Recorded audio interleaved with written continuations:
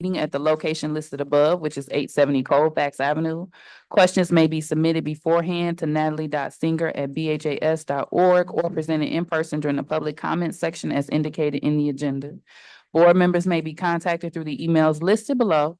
Requests for special assistance, including for persons with disabilities, may be sent to natalie.singer@bhas.org. I call this meeting to order officially at 6:07 p.m. We'll begin by reciting the Pledge of Allegiance. I pledge allegiance to the flag of the United States of America and to the republic for which it stands, one nation, under God, indivisible, with liberty and justice for all.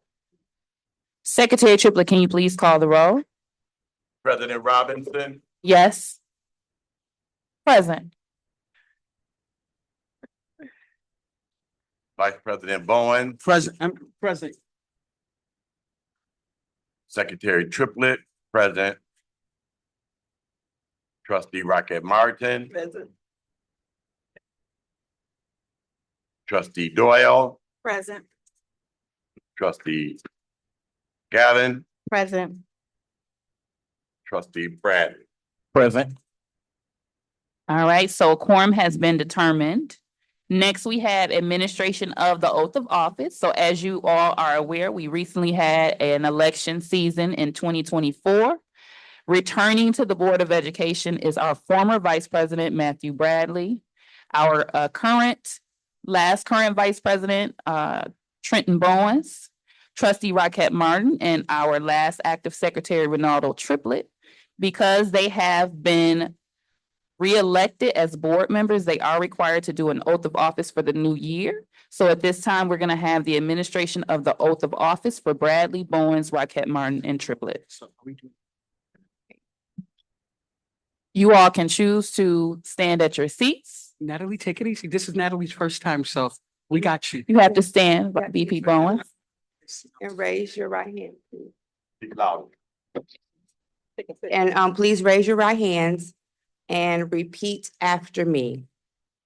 I do solemnly affirm I do solemnly affirm that I will support the Constitution that I will support the Constitution of the United States of the United States and the Constitution of this state, and the Constitution of this state, and that I will faithfully discharge the duties and I will faithfully discharge the duties as an officer of member as an officer or member of the Board of Education of the Board of Education of Benton Harbor Area Schools of Benton Harbor Area Schools according to the best of my according to ability. the best of my ability. Congratulations. Again, congratulations to Bradley, Bowens, Rocket Martin, and Triplett. I'm so thankful that the community restored you to the Board of Education, and I'm excited for what's to come. So congratulations. Next up, we have D, which is election of the temporary chairperson.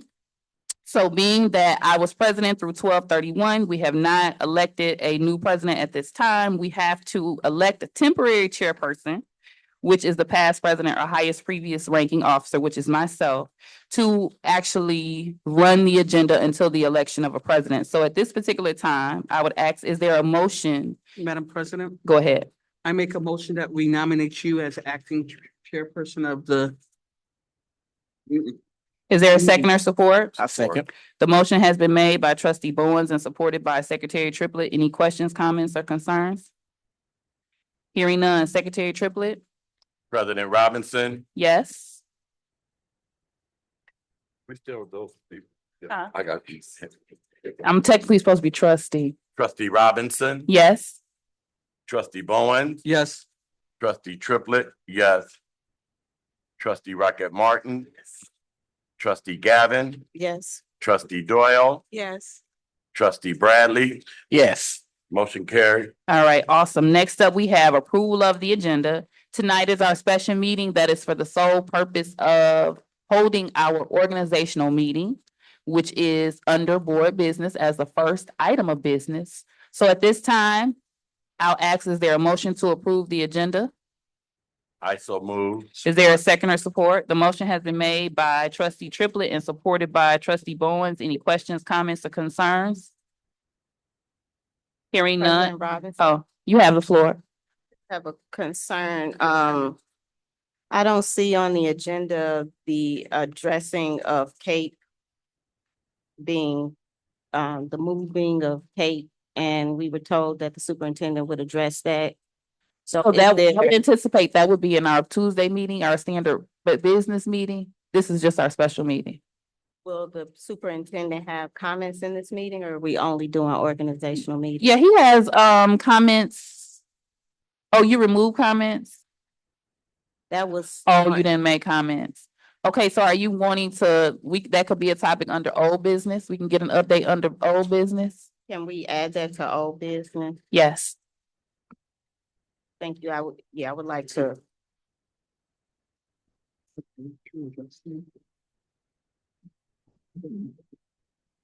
Okay, so I'm just noting it as an, operational update. All right, any other questions, comments, or concerns? Okay, so Secretary Triplett, do you still maintain your motion with that addition to old business regarding the operational update from Dr. Butts? Yeah. Okay, and I believe it was Trustee Bowens. Do you still support?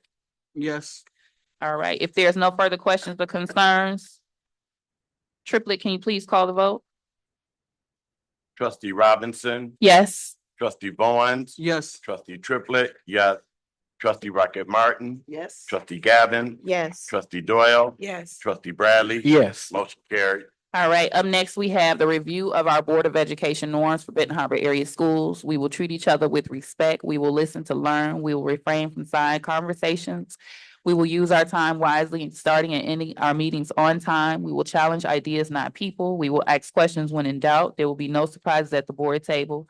We will practice the 7 norms of collaboration. Those are pausing, paraphrasing, posing questions, putting ideas on the table, providing data, paying attention to self and others, and presuming positive intentions. Next up, we have public comment on agenda items. Just as a reminder for the public, the mass majority of what we're accomplishing today is the organizational meeting, which is our selection of officers, attorneys that we use, banks that we use, things of that nature. So basically, all of our operational duties as board members are being reaffirmed today. So at this time, I'll ask, is there anyone who would like to make a public comment on an agenda item? All right, hearing none, we'll proceed. It's not noted on the agenda, but I'd just like to remind everybody that we have a 2-minute limit per topic for trustees. President Robinson, there's a. Oh, I'm sorry, I missed you. You have the floor. I'll read the public comment statement as you're coming up. The Benton Harbor Area Schools Board of Education recognizes the value of public comment on educational issues and the importance of allowing members of the public to express themselves on district matters. Today, there are 2 areas for comment on the agenda of which you may decide when to speak: public comment on agenda items and open public comment. We request that each interested participant complete a public participation form using legible writing to ensure that responses are appropriate and properly focused. Per Benton Harbor Area Schools Bylaw 016.3, which governs board participation at board meetings, we request that you preface your comments with your name, address, and group affiliation when appropriate. Each statement made by a participant shall be limited to a 3-minute duration, and per our bylaws, no participant may speak more than once on the same topic until any other persons have had the opportunity to speak on that topic. Participants may remove their mask when addressing the board. Participants shall direct all comments to the board and not to staff or other participants. The board will listen, take comments and questions under advisement, and not respond at this time. I, as president, will refer questions to the superintendent for research and response. Please ensure that your public participation form includes your contact information as requested. If you have specific questions for the board or executive team that require follow-up, please email those directly to natalie.singer@bhas.org. You have the floor. Thank you. How y'all doing, man? All right. For those who weren't here last time we had a board meeting, my name is Derek Bishop, 35. I'm from here, work here. I'm a volunteer head coach at the Fair Plain Middle School. Last week we was here, it was tossed around about there being a human element and dealing with students in the Benton Harbor area schools. They're being removed. And I brought my son, my little cousin, and my stepson here too. My stepson and my cousin both go here. And they gonna come after me because they got some things that they want to air out and voice their concern about with the school as well. But just some backdrop about me. I'm battling stage 4 colon cancer right now. I did 11 years of incarceration. I chose to come home and be a solution to the society. And I learned that the average budget in America per student is $15,000, but for the state of Michigan, it's $12,000 $12,053. And the local government is responsible for 45.6% of that. And I bring that up to say, since I've been back home, since I've been interacting with the youth, in cohesion with what these young people behind me gonna say, I don't feel like the people of Benton Harbor is getting their $12,000 worth of public education. In cohesion with the staff, the way the children been feeling, but by me coming up here 2 or 3 times a week, trying to volunteer, I've been throwing pay wages to the side. I've been trying to volunteer. And me, while incarcerated, I facilitated classes and taught certain people how to read and write. And I've been home trying to partake and do some of the same thing, but I've been stonewalled. Only been getting help from 2 people, Mr. Triplett and Mr. Morant. They've been encouraging. Mr. Triplett was my 8th grade teacher. Mr. Morant was one of my mentors and coaches back in South Bend, Indiana. And I was a byproduct of that school to prison pipeline because when I left my environment, I moved to South Bend and the human element was taken out of dealing with the schools. And I was a byproduct of that with some of my own poor decision making. And I feel like some of the children, especially on Columbus and Cross, Columbus and Emory, I feel like some of that same thing could possibly happen to them as well. And I feel like the Benton Harbor area schools, especially the high school, got to be a hub for change for that. I got 3 of them right here with me, primarily my son. And he in the 6th grade at Fair Plain Middle School. Thank you. Thank you. You caught me off guard notating Columbus and Emory. That's my cross street. You my neighbor. Like really my neighbor. Yeah. Okay. Anyone, next person for public comment?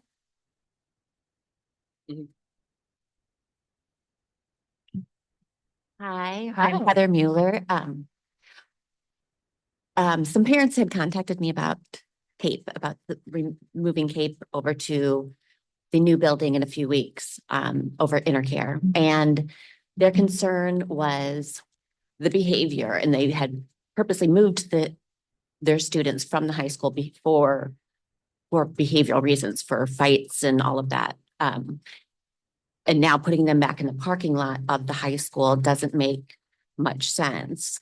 So there are parents that are saying they're going to pull their students. So I was just trying to understand, I know you guys were going to move maintenance to CAPE and then CAPE to Intercare, but why wouldn't you move maintenance just to Intercare instead of uprooting a school in the middle of the school year? Or at least wait until the end of the school year so it can be presented to the parents in a way that would be acceptable to them so that they're not feeling railroaded and their kids being uprooted and put right back in the vicinity that they wanted to remove their children from. Just if we're talking about safety issues, we know that behavioral and fighting and all of that stuff, those are gaps that we have that we're trying to fill. So jeopardizing it or jeopardizing enrollment in the middle of the school year doesn't make sense to me. I'm just trying to speak on behalf of the parents that have contacted me.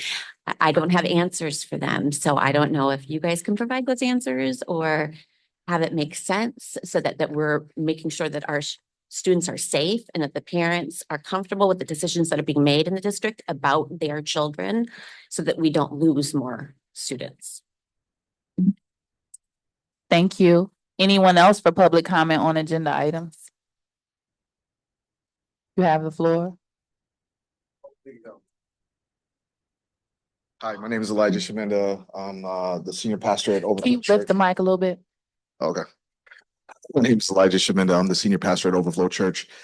Hopefully, this is the appropriate time to bring this up. I couldn't really hear well, so I'm here basically trying to inquire about the property in between the middle school and our church.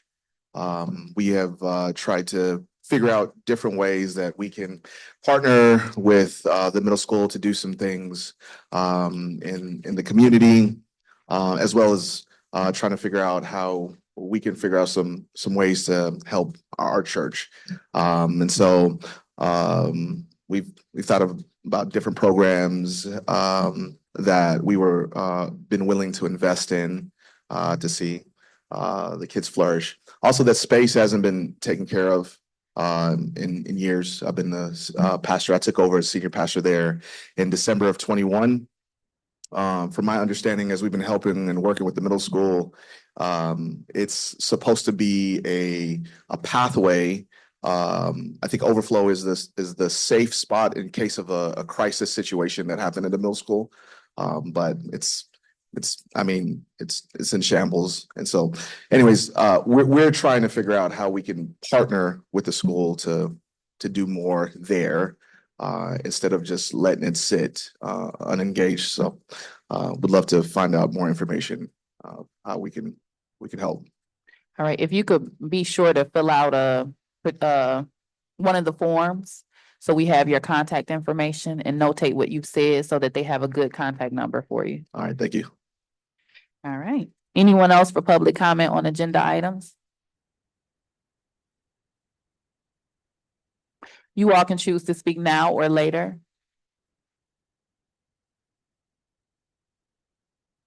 All right, so if there's no one else currently, we're gonna proceed with the agenda. Next up, we have board business. The first item of business for today is our organizational meeting, which is linked to the packet. Per board policy 0151, it allows the board to conduct an organizational meeting not earlier than January 1st, immediately following an election held on a November regular election day, and not later than the second Tuesday in January at a meeting held for that purpose. The meeting shall be called to order by the ranking officer of the preceding board, who shall serve as presiding officer until the election of a temporary chairperson, who shall in turn serve until the election of a president. So we've already done that. I'm currently the temporary chairperson. We are going to begin with the election of officers for 2025. So I am going to go position by position and ask for nominations for those positions listed. And then once we have everyone who's been nominated for position, we'll take the votes in the order of the nominations. So item A, election of officers for the 2025 calendar year. Are there any nominations for the office of president? Madam President, You have the floor. I'd like to nominate trustee Deshauna Robinson for the office of president. Okay, I accept. Are there any other nominations for the office of president? Yes, ma'am. You have the floor. Yes, I'd like to nominate trustee Gavin. Okay, trustee Gavin, do you accept? I accept. All right, are there any other nominations for the office of president? All right, so right now, our nominations for the office of president are Robinson and Gavin. We'll proceed to vice president. Are there any nominations for the office of vice president? Madam President, You have the, I would like to nominate trustee Bowens for the office of vice president. are there any other nominations for the office of vice president? Madam President. You have the floor. I would like to nominate Bradley for vice president. Okay, trustee Bradley, do you accept? Yes. All right, are there any other nominations for the office of vice president? All right, up next, we have, okay, you accept, I'm sorry, you accept Bowens and Bradley accepts. Did I miss something, Doyle, or were you ready for treasurer? Yes, can I also nominate trustee Gavin for vice president as well? You can't. Okay. Do you accept that, Gavin? I accept. You do? Okay. All right.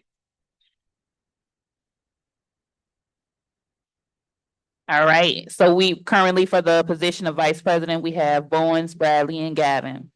We will now open nominations for the position of treasurer. Are there, Madam President, you have the floor. I would like to nominate Mr. Bradley for treasurer. Okay, Bradley, do you accept? Yes, I accept. Madam President, You have the floor. I would like to nominate trustee Gully, oh Lord. Trustee Gavin for treasurer. All right, trustee Gavin, do you accept? I decline. You but thank decline. I do appreciate Okay. that, though. Okay. Thank you. You never text me back either, but I have your answer. Okay, so right Madam now President. treasurer nominations are Bradley. Go ahead. You, go ahead. We only have Bradley right now. Any other nominations for treasurer? Yes, Madam President, I would like to nominate trustee Gavin. She For just the office of- declined. She just declined. Put in that. Yeah, I asked her before too, but so right now we only have Bradley as the nomination for the office of treasurer. Now we're gonna open the floor for nominations for secretary. Are there any nominations for the office of secretary? Madam President, You have the floor. I would like to nominate Secretary Triplett for secretary. All right. Secretary Triplett, do you accept? I do. Okay, and Bradley, did you accept treasurer? I asked you, right? Okay. Are there any other nominations for the position of secretary? Madam President, You have the floor. I nominate Stephanie Rocket Martin for secretary. Ooh, Rocket, Decline. okay. Rocket Martin has declined. Any other nominations for the position of secretary? All right, so we'll close the floor for secretary with Triplett being the only nomination. So as it stands for the position of president, we have trustee Robinson and Gavin. Vice president, we have trustee Bowens, Bradley, and Gavin. Treasurer, we have trustee Bradley. Secretary, we have trustee Triplett. So at this particular time, we'll call for the vote for the office of president. We'll start with trustee Robinson. You just call our names like a roll call. Okay. Trustee Robinson, Yes. trustee Bowens, Yes. secretary Triplett, yes. Trustee Rocket Martin, Yes. trustee Gavin, No. trustee Doyle, No. trustee Bradley, Yes. All right, so for the position of president, we have President Robinson. Thank you. I know I said it last year, but I mean it this time. This is my final year. So I know that there are quite a few people that are interested in the position of president. So I will be ensuring that those individuals are within a president's training in the first quarter of the year. And I'll be working with each of those individuals to ensure that you are aware of presidential duties, because I will not be here in 2026 as far as this seat. that's what the Lord say. Right, here you go again. All right, next for the office of president, the first vice president, the first nomination that was made was trustee Bowen, so we'll begin there. Secretary Triplett, can you please call the vote for Bowens for the office of vice president? President Robinson, Yes. trustee Bowens, Yes. trustee Triplett, yes. Trustee Rocket Martin, Yes. trustee Gavin, No. trustee Bradley, No. trustee Doyle, No. All right, what were the votes? 4-3. All right, so congratulations to Vice President Bowens. You will be maintaining your seat as vice president of the board. Thank you. All right, up next, we have treasurer. There's only one person nominated, but we're gonna go ahead and officially take the vote for the record. Secretary Triplett, can you please call the vote for Bradley as the treasurer? President Robinson, Yes. Vice President Bowens, No.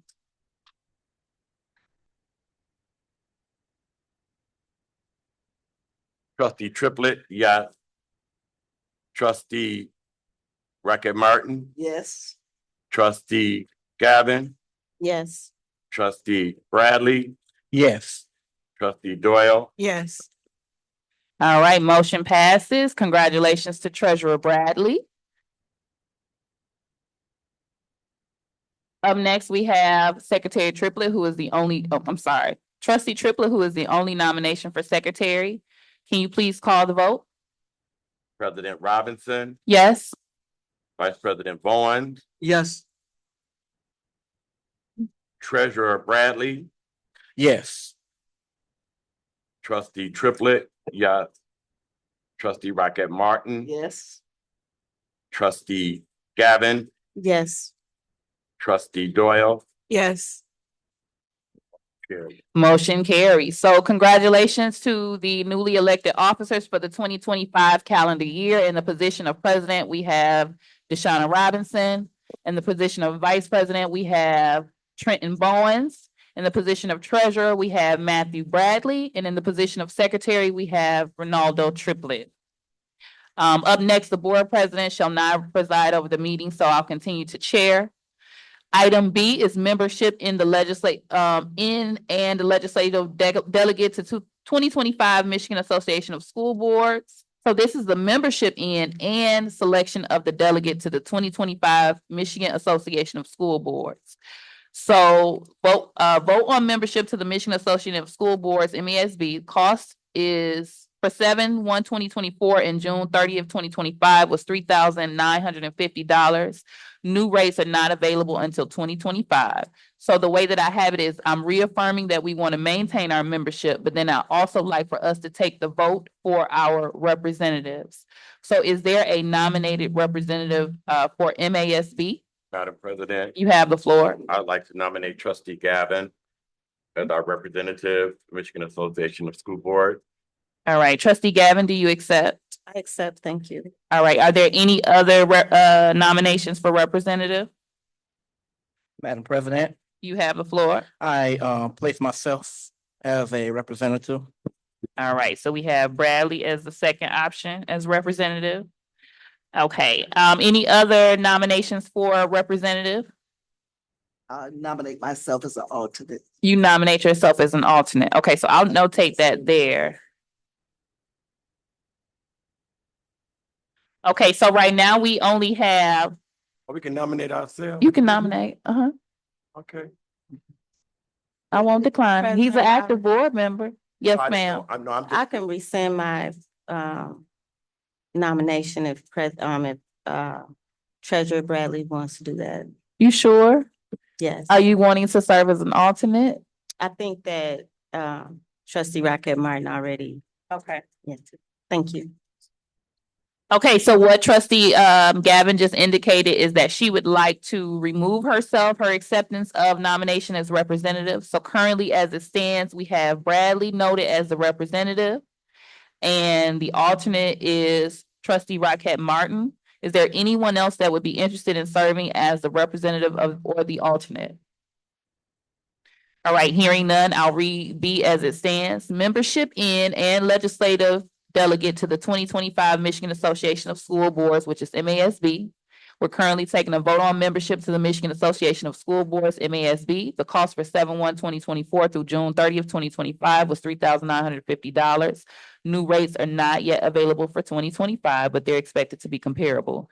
And that's just a side notation of mine. Representative, we have Bradley, and for alternates, we have Trustee Rocket Martin. Secretary Triplett, can you please call the vote for item B as read?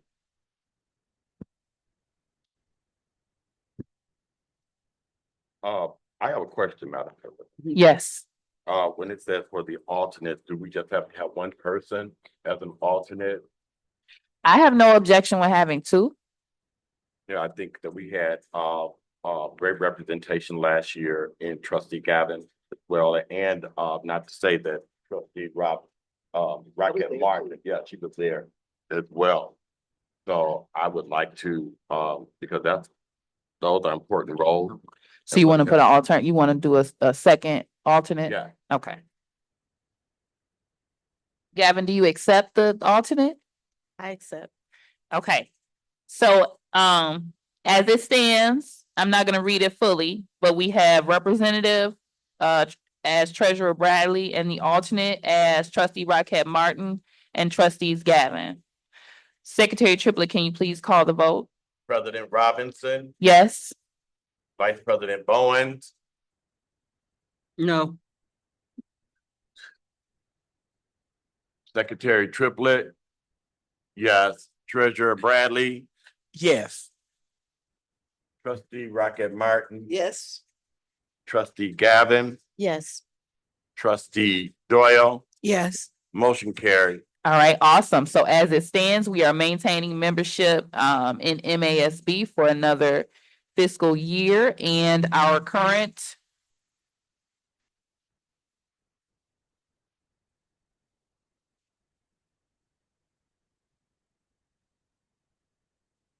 pause for a second. We're getting kickback, so sorry for those in virtual. Is that mic on?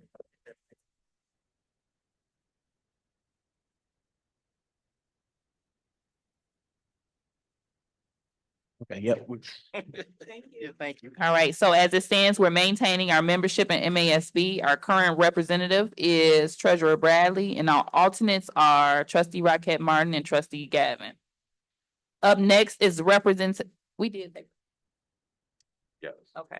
Next up is C, representation to the 2025 Berrien Cass School Boards Association and Berrien Regional Education Service Agency. So as a reminder, these are the individuals that are meant to attend those meetings, attending the Berrien RESA meetings, as well as the Berrien Cass School Boards Association. And those are where the school boards collectively get together individually and discuss things.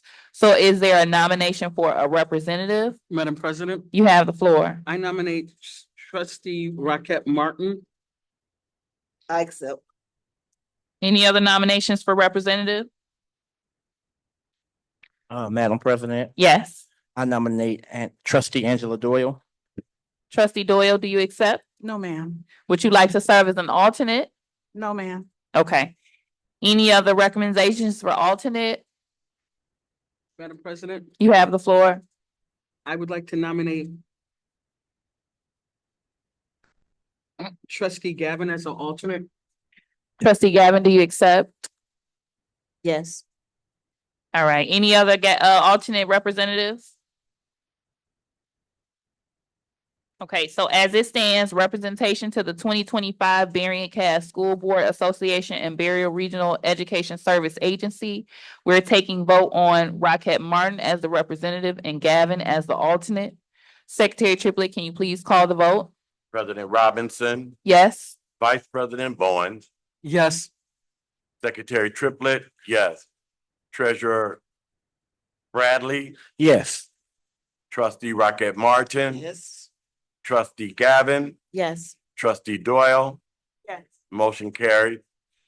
All right, so we have officially our representative for the 2025 Berrien Cass School Boards Association and the Berrien Regional Education Service Agency are Rocket Martin. And our representative is Rocket Martin and our alternate is Gavin. Up next, we have resolutions regarding committees and the calendar. So as you all previously remember, there was a request received from Trustee Doyle to eliminate committees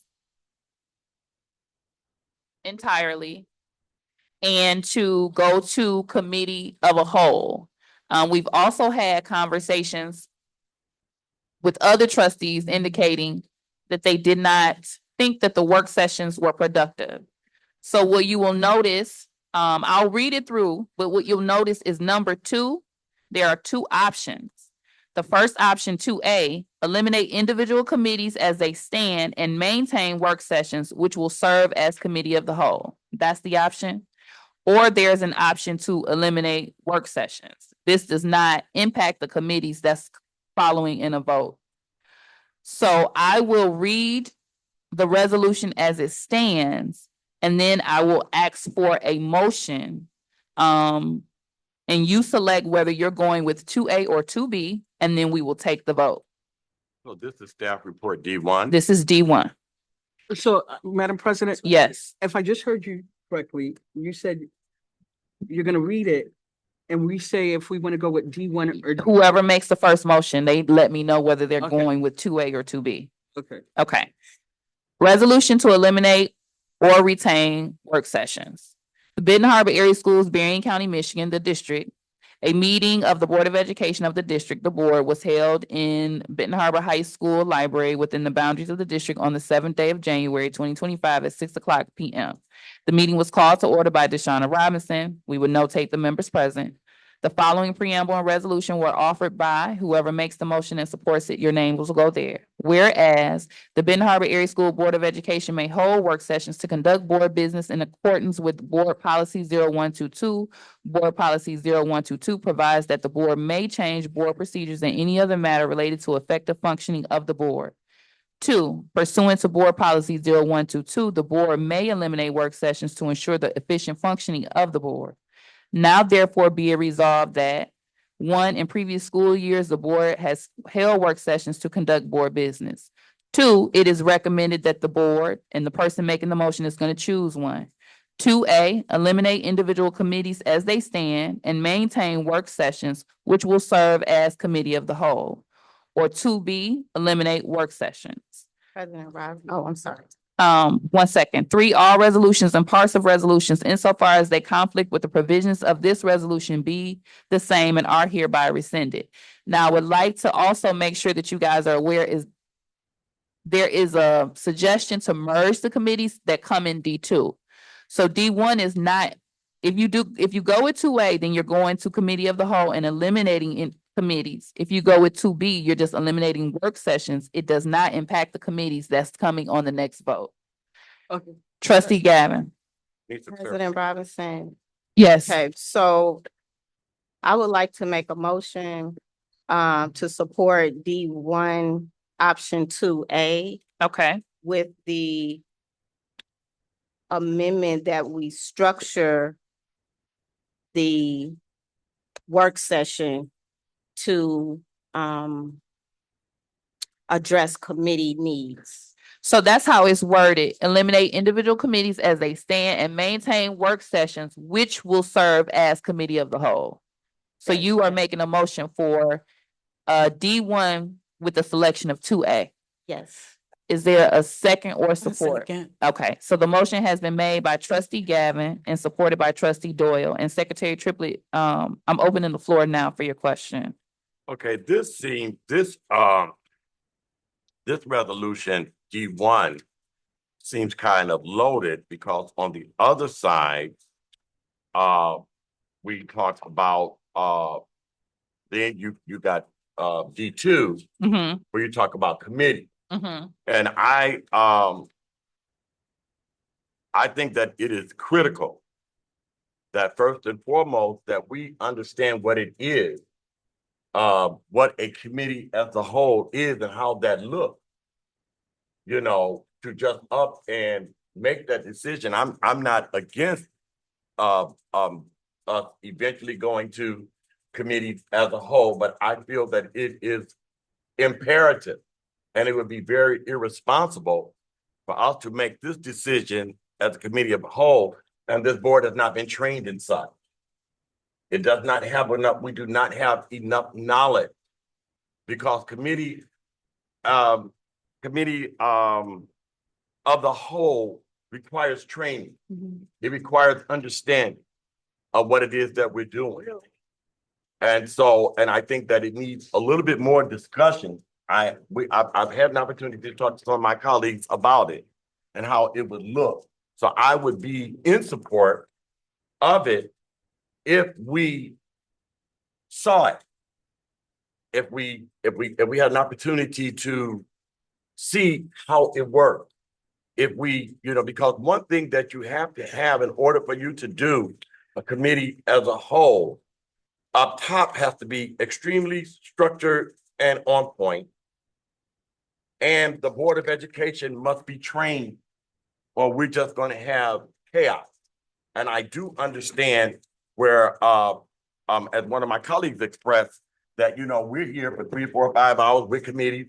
And even in both of those structures, we still need some work on them because I think there's some confusion when we talk about a committee, because the committee met and said something does not mean because the committees are designed to bring this information to the Board of Education for the Board of Education to make the decision, not the committee.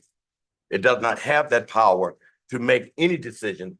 It just brings the recommendation to the Board of Education, and the Board of Education in its entirety make the decision. So we've been a little bit confused on all of that. I think we need a little more structure, if I do say so myself.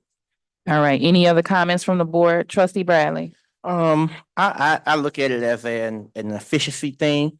The other thing we could look at too is still have our standing committees, but go do a committee of the whole meeting every other month. So in that way we can come together as a board, because I think from what I've been watching from some of the meetings is that there's been a communications breakdown with the committees and the different receiving the different reports.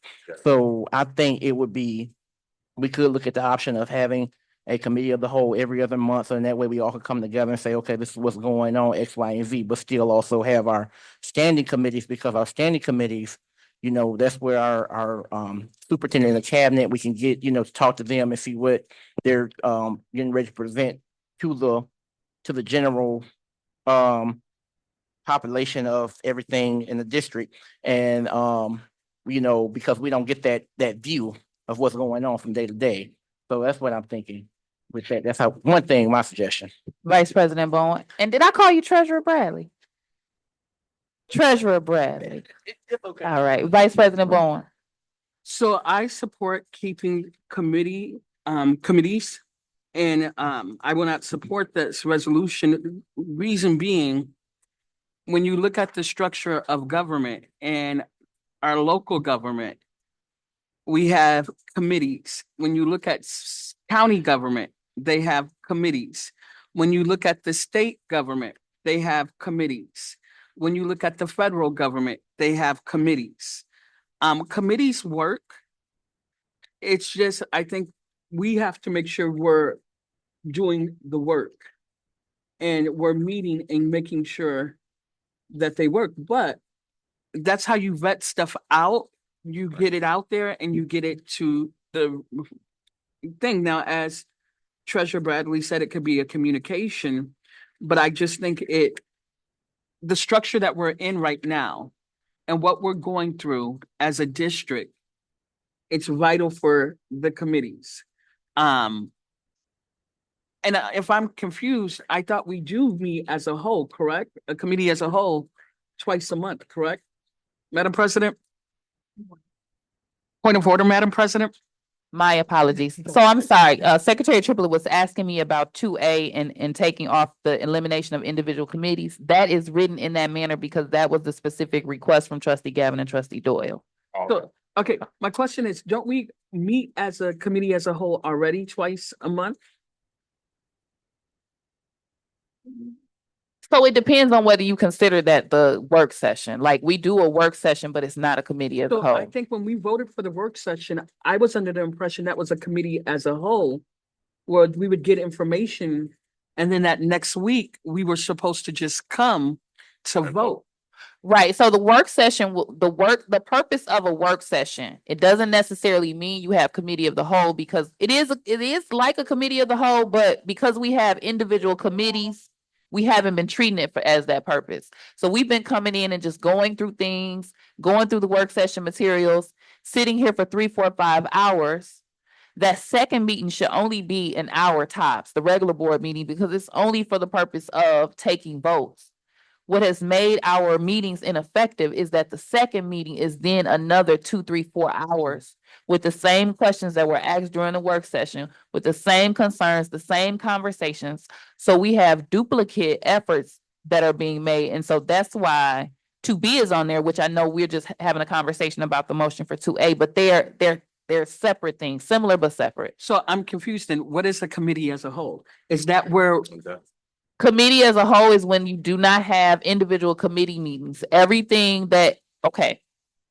we have individual committee meetings, we get foreshadow on things happening. He tells us, we have this coming down the line. We have A, D, and C. We may go into specifics of things in a manner that we don't address at the table. When we get to the table, we get the meat. In the committee meetings, we get the sides, the vegetables, the bread, and everything that may not necessarily be presented at the table. If we did a committee as a whole, every aspect of those decisions, the meat, the vegetables, the bread, all conversations we have that we've had as committees would be here at the table before the public. and I don't think, okay, thank you for explaining that, because I don't think some of that stuff, I think if we have a finance committee and we're asking the voters for a bond or something, they can vet that and say that before it comes here. And we can say, this is not something done. That's why I support committees, the committee structure. So thank you. Okay, any other comments from trustee Gavin? I believe, Treasurer Bradley's hand was up. Did he have an opportunity? Yeah, to- I have. I think he spoke. Yeah, I have spoke, but go ahead and cause I got something else to say. Okay, so, You only get one time to speak. Go ahead. okay, thank you, President Robinson. But he ain't been here with the protocol. Go ahead. What I'm thinking here is that this is actually an opportunity for us to create a win-win situation for everybody. I believe that we have not, I respect, Vice President Bowen's concern about committees being handled at the city level, the state level, and the federal level. And I think that we should still, as we structure our work sessions, still make sure that we are addressing those very important committee level issues in that way. So I don't think that we should just throw that idea out of focusing on finance or operations or those things. We should address those things, but this would give us an opportunity to address them in a more streamlined effort. Right now, we are stretching our staff too wide. Like they are, and I know they're getting paid and all of that, and I know they make good money. Some of them do, some of them don't, right? But if we have 5 hours on a work session meeting, 5 hours on a regular meeting, and then they have, each committee meeting is 1 to 2 hours in between that time, that's time that the superintendent and his staff can actually be focusing on the work. And then they can bring that work to the committee in a space in which we are able to flesh it out, have a transparent process, make sure that we hire MASB or someone to come in and help us structure it. I think that we can get the proper structure in a retreat, in one workshop. We can flesh out what that looks like. Right now, we know how to run committee meetings. So all it is taking those committee meetings and having them in the work session, as opposed to most of the work session being, wait, I didn't know that part. Oh, wait, they didn't tell me this. Oh, this committee knows that. We're wasting time. And so I think that if we do it this way, it will give us the opportunity to streamline our efforts and actually have a better chance of all the boards showing up and getting the work done. Okay, and so I just want to clarify also for you all, if trustee Gavin's vote passes for the elimination of individual committees, then the second option, resolution consolidation of committee structures, is not needed because she's eliminating individual committees, if that makes sense. So I just wanted to clarify that doesn't impact the vote, but I just wanted to kind of foreshadow that in the event that her resolution passes. So I'm not taking additional comments from anyone that has already spoken. So far, I have Gavin has spoken, Triplett has spoken, Bradley has spoken, as well as Bowens. Trustee Rocket Martin. I'm in favor of D2 for right now. Because I think like Mr. Triplett Are you mean said, 2B or two? to D2. Oh, you're in favor of D2. For right now, for the simple fact that we have not had the training. And when you do a committee as a whole, we're also inviting, it's an open meeting. It becomes an open meeting. And so that eliminates some of it will stop some of the confidential stuff that probably, that you may wanna, the confidential stuff that you may wanna discuss and go through.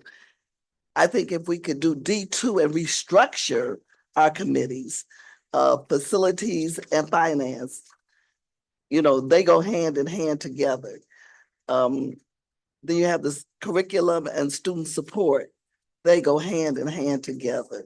That eliminates the meeting of all those curricula, all of that, those committees, because you would have to meet as many times because you're taking care of multiple things, well, at least 2 things at the one time that you meet.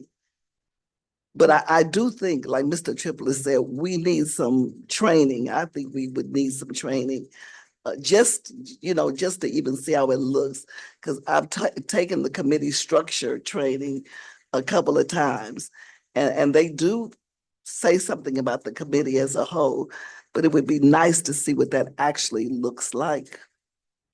So, Madam President, Okay, I'm confused. Are we, We got questions. I got some questions. I don't know about the 2-minute limitation. But this is an organizational meeting and I'm a little bit confused, a little bit too. So we just, if we got the 2, I understand the 2-minute, I really don't understand what I understand what the 2-minute is for us to be efficient for a particular comment, but this right here is the organizational meeting. And those things need to be flushed out. I understand that. I guess for me, this is a conversation that started in December. And we've had that conversation twice in the month of December. So I don't, if everyone is wanting to make an additional comment, I'm not gonna well, I'm defy just the confused. expectations of I'm the confused board. 'cause I thought Okay, we just were- 1 second. If we were needing to open the floor back up for further conversation or further discussion, then I will give everyone a second opportunity to make a comment. But what I would ask is that you not reiterate what you've already said. And that you only make comments that are concise and in something that you have reflected on since you last spoke. So, Vice President Bowen. I'm confused. So I thought the resolution that we were talking about, Is D1. Raquette Martin just kind of foreshadowed to say that she would prefer to not eliminate committees. That's what she was talking okay, about. so That's why she mentioned D2. It's confusing. Yeah. This resolution, how it reads and everything is confusing. So that's what I was expressing, my concern. Okay, so to eliminate confusion, please do not think about D2 at all at this time. All right. So while we're on D1, you should just be thinking about, do you want to have committee meetings or not? Okay. The other alternative option is, do you want to have work sessions or not?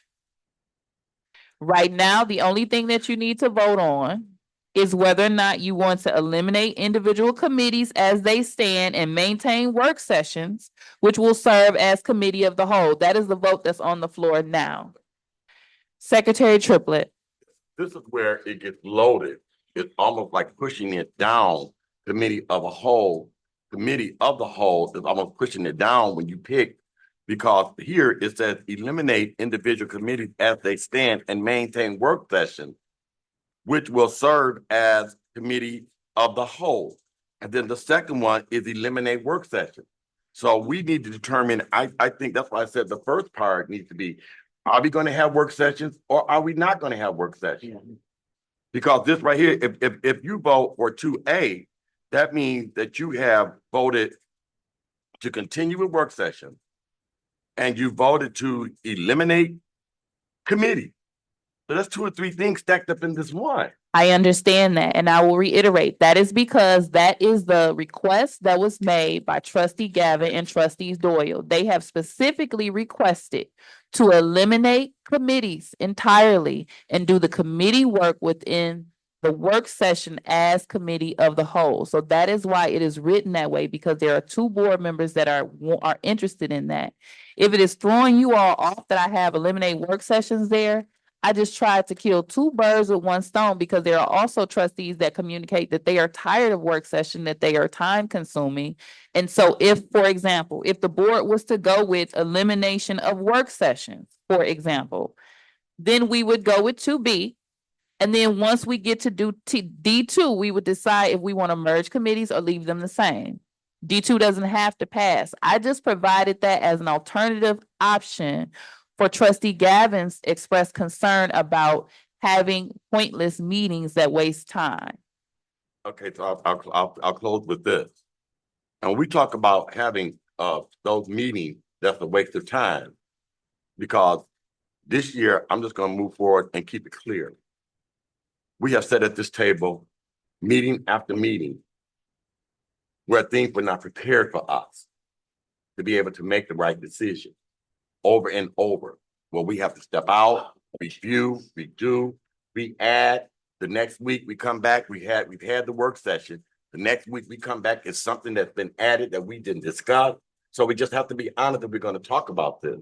So the elimination of work sessions, I don't think that we are efficient enough for us not to have work sessions and discuss them. That's just my opinion, that as a board, as our central administration, I have not seen us being efficient enough to operate without a work session before we make decisions.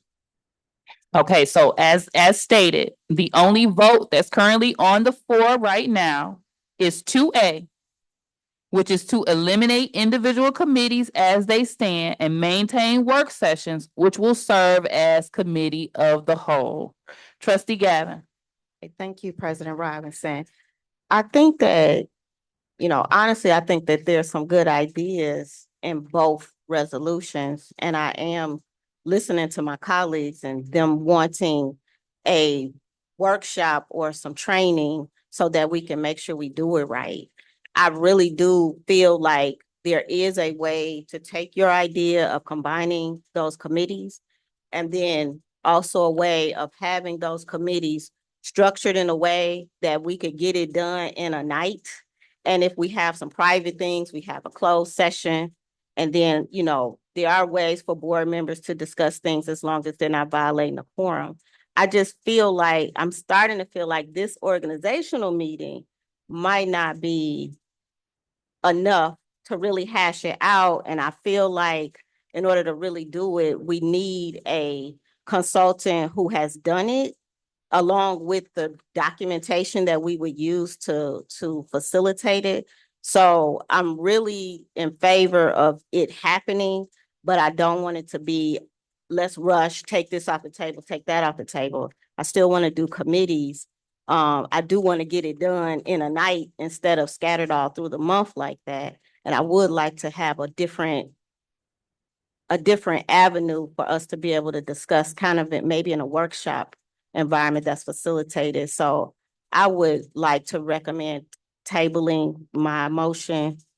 And if it's possible, if we could have a retreat to hash it out a little better. Okay, so I know that I have eliminate work sessions there. I am perfectly content with us choosing to table staff report D1. If that's what I'm hearing the board say, we could choose to continue as it stands with having work sessions.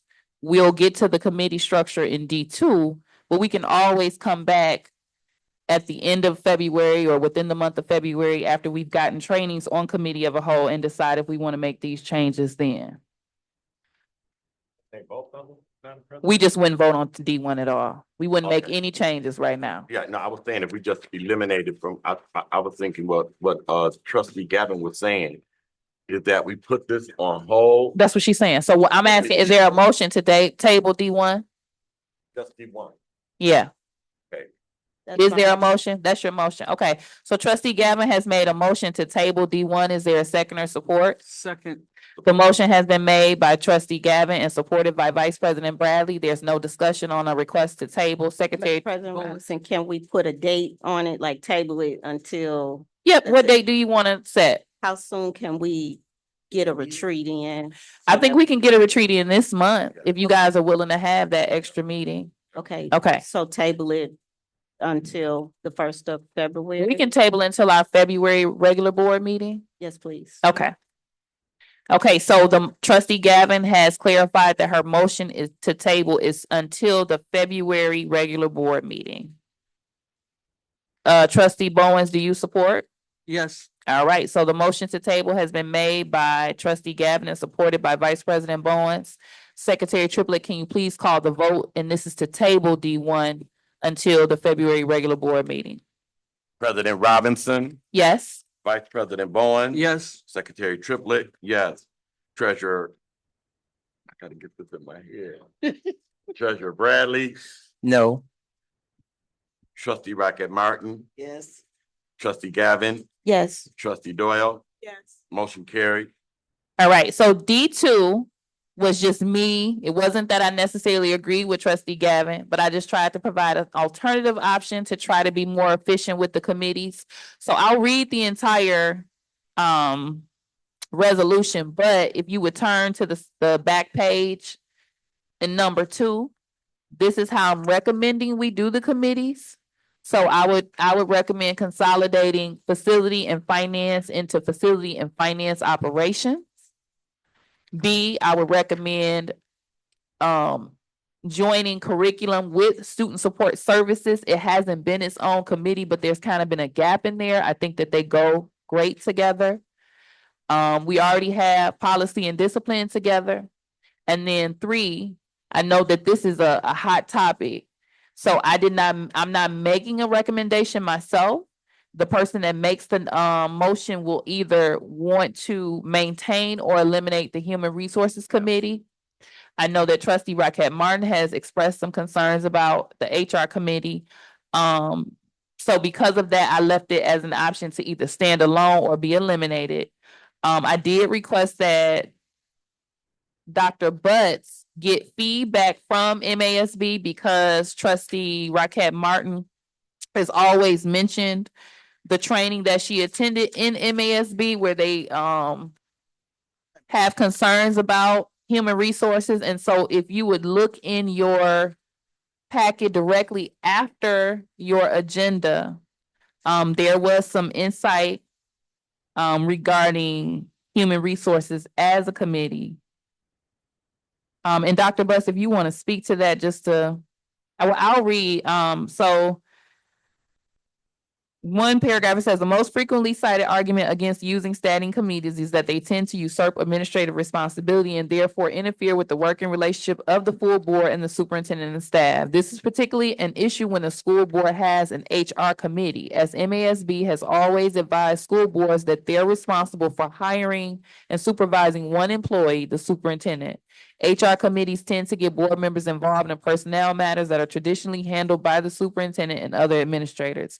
And they continue, but so what you're reading, that email is directly from Brad Basnick. Banasic, thank you, from MASB. And so I asked Dr. Buss to get that because I know trustee Rocket Martin has been talking about that maybe for 2 years or about a year and a half. Yep. So I was really trying to be respectful of everyone's concerns regarding things that we've done in the last year and just try to make sure that we have a year set up that reflects everyone's concern. So that's why that option is there.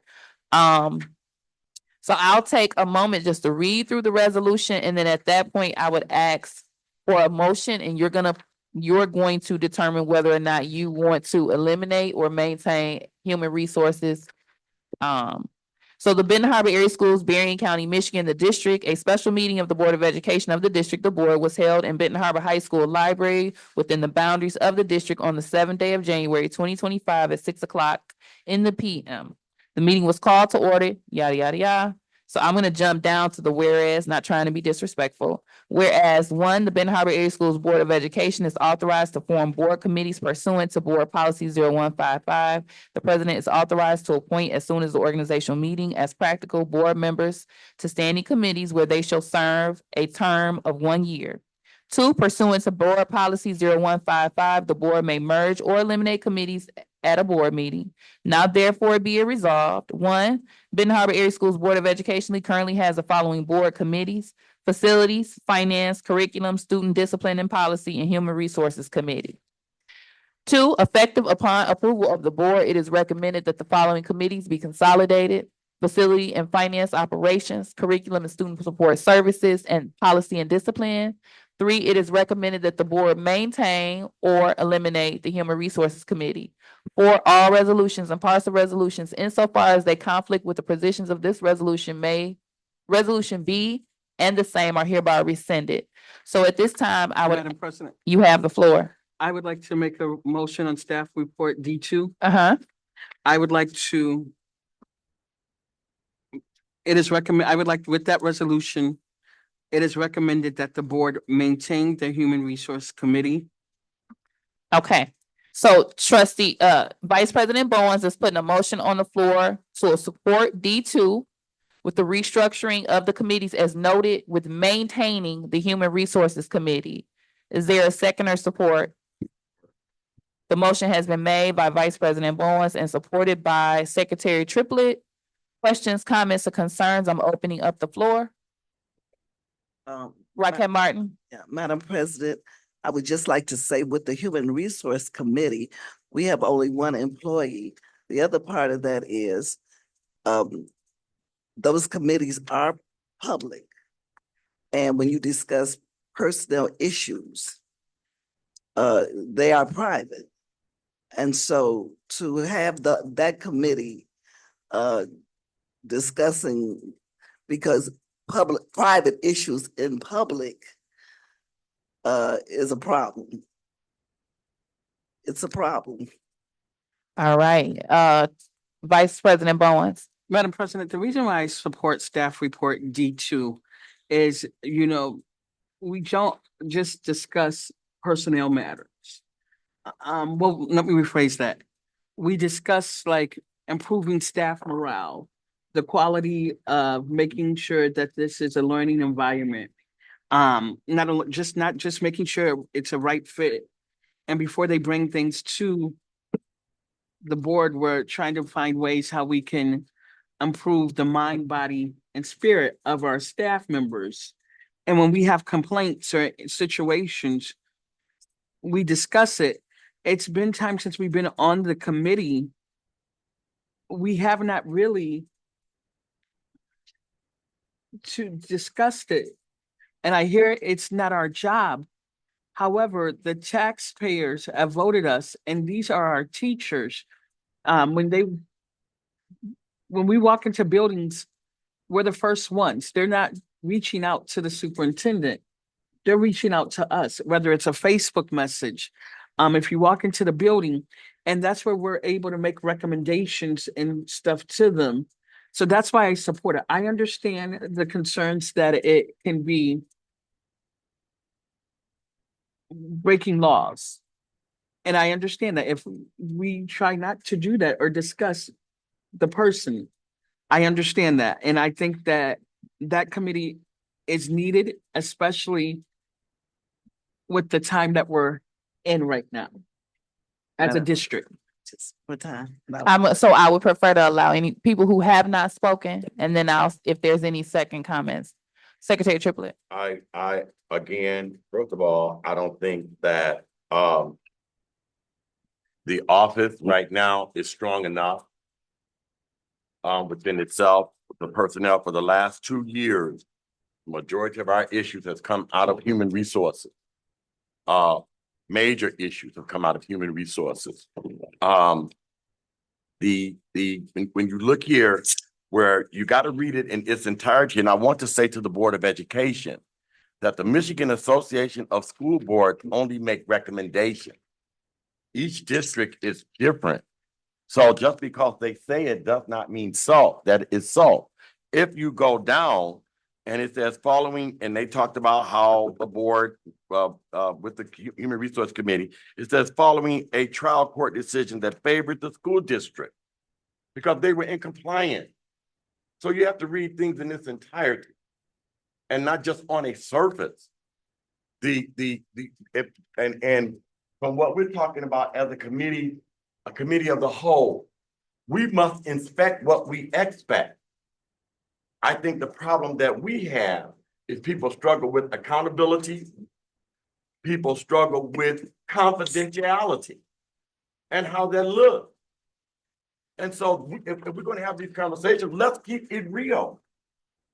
Yes, there are things that are confidential. There are things that the board might not have a privy to. That's when committees come in and discuss with the superintendent. And they talk about it before it is brought before us as a body, because we've identified those people on our board that we have confidence in saying, this is what we could bring, what we cannot bring. And if it goes to another level, we do have a president. So there are things, I'm just saying, I just see a pattern of wiping out. I see a pattern of a failure. And for the Board of Education, we must take it to the next level as it relates to accountability. And we know this as a board. All right, Trustee Gavin. Thank you, President Robinson. Before I really go into my thoughts, this says where they shall serve as a term of 1 year. So if we vote on this, is it something that cannot be amended if we decide later? Yeah, we can always, so the thing about a vote, any vote that we take, and this may be something that everybody at the board may or may not know. Any resolution that this board takes, let's say we decide we want to take a vote and we want to change the school colors to blue and white. If we take that vote, right, and then later somebody that voted yes and it passed, decides, you know what, that was a horrible idea. Then that person can request for that vote to come back before the floor. Okay. But it has to be one of the people, one of the majority members that caused it to pass. Does that make sense? Gotcha. Okay. Okay, thank you. So I first want to clarify something. I don't feel like committee meetings are a waste of time. I feel like calling a committee meeting and then not having the meeting for several months is a waste of time, okay? Waiting for the meeting and it not happening is what's been happening. That is what I feel is a waste of time. I appreciate committee meetings. I want to be able to have those meetings and flesh out the details that are needed so that the staff can make the decisions that they need to move forward. So I just want to be clear on that. I am all for meeting when the meeting is done the way it's supposed to be done and in a timely manner and consistently. I think that this is actually the consolidation idea is actually a great idea as long as there is an element of transparency. And I know that sometimes we are uncomfortable about the public seeing, they already see the problems, right? But if they're able to see what's going on, they actually can provide very important input and we can make better decisions. Our best decisions come from the public when we actually listen to them and we have a philosophy of allowing the public to know what's going on. So I'm in favor as long as we commit to having that retreat and figuring out a way to incorporate this in a program that streamlines our efforts. So in the you didn't, future. the only thing that I think is questionable right now was whether we maintain or eliminate HR. Did you have a comment as to that? I'm not sure. I don't like the idea of HR meeting behind closed doors and us being in the dark in terms of what's really going on. My problem is transparency. I don't have, and I actually think that some HR issues can be addressed in finance operations or curriculum and instruction and student support services. So Okay. that's, I don't know. I'm open to having a conversation, but I think a workshop setting would really give us an opportunity to really talk it out in a better space. Okay, so the current motion on the floor is to maintain it, right? Yeah. Okay, Vice President, I'm sorry, Treasurer Bradley, we're gonna get this together. Yeah, it's cool. Just call me trustee. I'm sitting here and I'm listening. And I want to say let's try to stay efficient as possible. And for you all been on the board with me in my previous term, you already know where I'm about to go. 25,000 to 50,000 foot view. And, I know sometimes we need to come out the clouds. But when it comes to the Human Resources Committee, and I do agree with Vice President Bowens, yes, there are other things in there besides personnel decisions that are talked about. But at the same time, I do understand the concerns of Trustee Rockett Martin, and I do see the legal opinion from Brad Bernasket. And looking at that, there's different ways to reinvent the wheel. And we do need to look at possibly eliminating that because that committee is always a hot button topic when it comes to our meetings, where we're here dragging it out for a decision that they've made in the central office because they see the day-to-day operations. Remember, we were not elected to run the day-to-day of the school. We were elected to make sure that the tax dollars are, spent properly for the students' education. So please, let's stay out the weeds. And, that's probably one area where we could look at as a committee as a whole if people feel a certain way about certain things. Because, hey, the superintendent, calls the shots on the day-to-day and he reports back to us and says, hey, this is how I felt about that decision. This is how my human resources department felt about that decision. Okay, so where I am currently, I would be okay with supporting maintaining it if we can reconsider it in the February regular board meeting, just as we are doing with the committee of a whole. By that time, we will have had our committee training as a full board. We will have understood work sessions. We'll have more clarifications about the danger of HR and things of that nature. And then we can maintain it for the month of January and then take that vote for February to see if we want to alter. would be my Do suggestion. you want me to table this? No, I'm not, I'm saying, I would say maintain it as it stands now, and then we revisit it. We can always revisit in February. Okay. So I'm letting you know that I will vote to support you with maintaining it. But in February, after our training, I will have a resolution so we can determine whether or not we want to go to committee of the whole or whether we want to limit, however we decide to go. Mhm. Okay. All right, so if there's no other discussion, we are currently going to take the vote for staff report D2. The motion was made by Vice President Bowens and supported by Secretary Triplett with the selection in number 3 of maintaining the Human Resources Committee. As a reminder, we will be creating one Facilities and Finance Operations Committee, one Curriculum and Student Support Services Committee, one Policy and Discipline, and we will be maintaining the Human Resources Committee. Just a clarification, policy and discipline can meet as needed. There's not always a need to meet on a monthly basis for policy. So I just want to make sure that that's a clarification. All right, so Secretary Triplett, can you call the vote for staff report D2? President Robinson, Yes.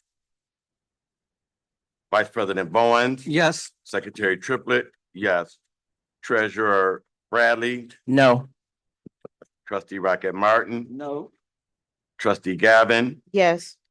Trustee Doyle, No. motion carried. Okay, so we will revisit that conversation after we've had our training. And we'll take a vote on whether we're gonna we'll revisit whether we're gonna go to a committee of a whole structure or if we as a board feel as though we need to eliminate the Human Resources Committee entirely. All right, so we are moving right along efficiently.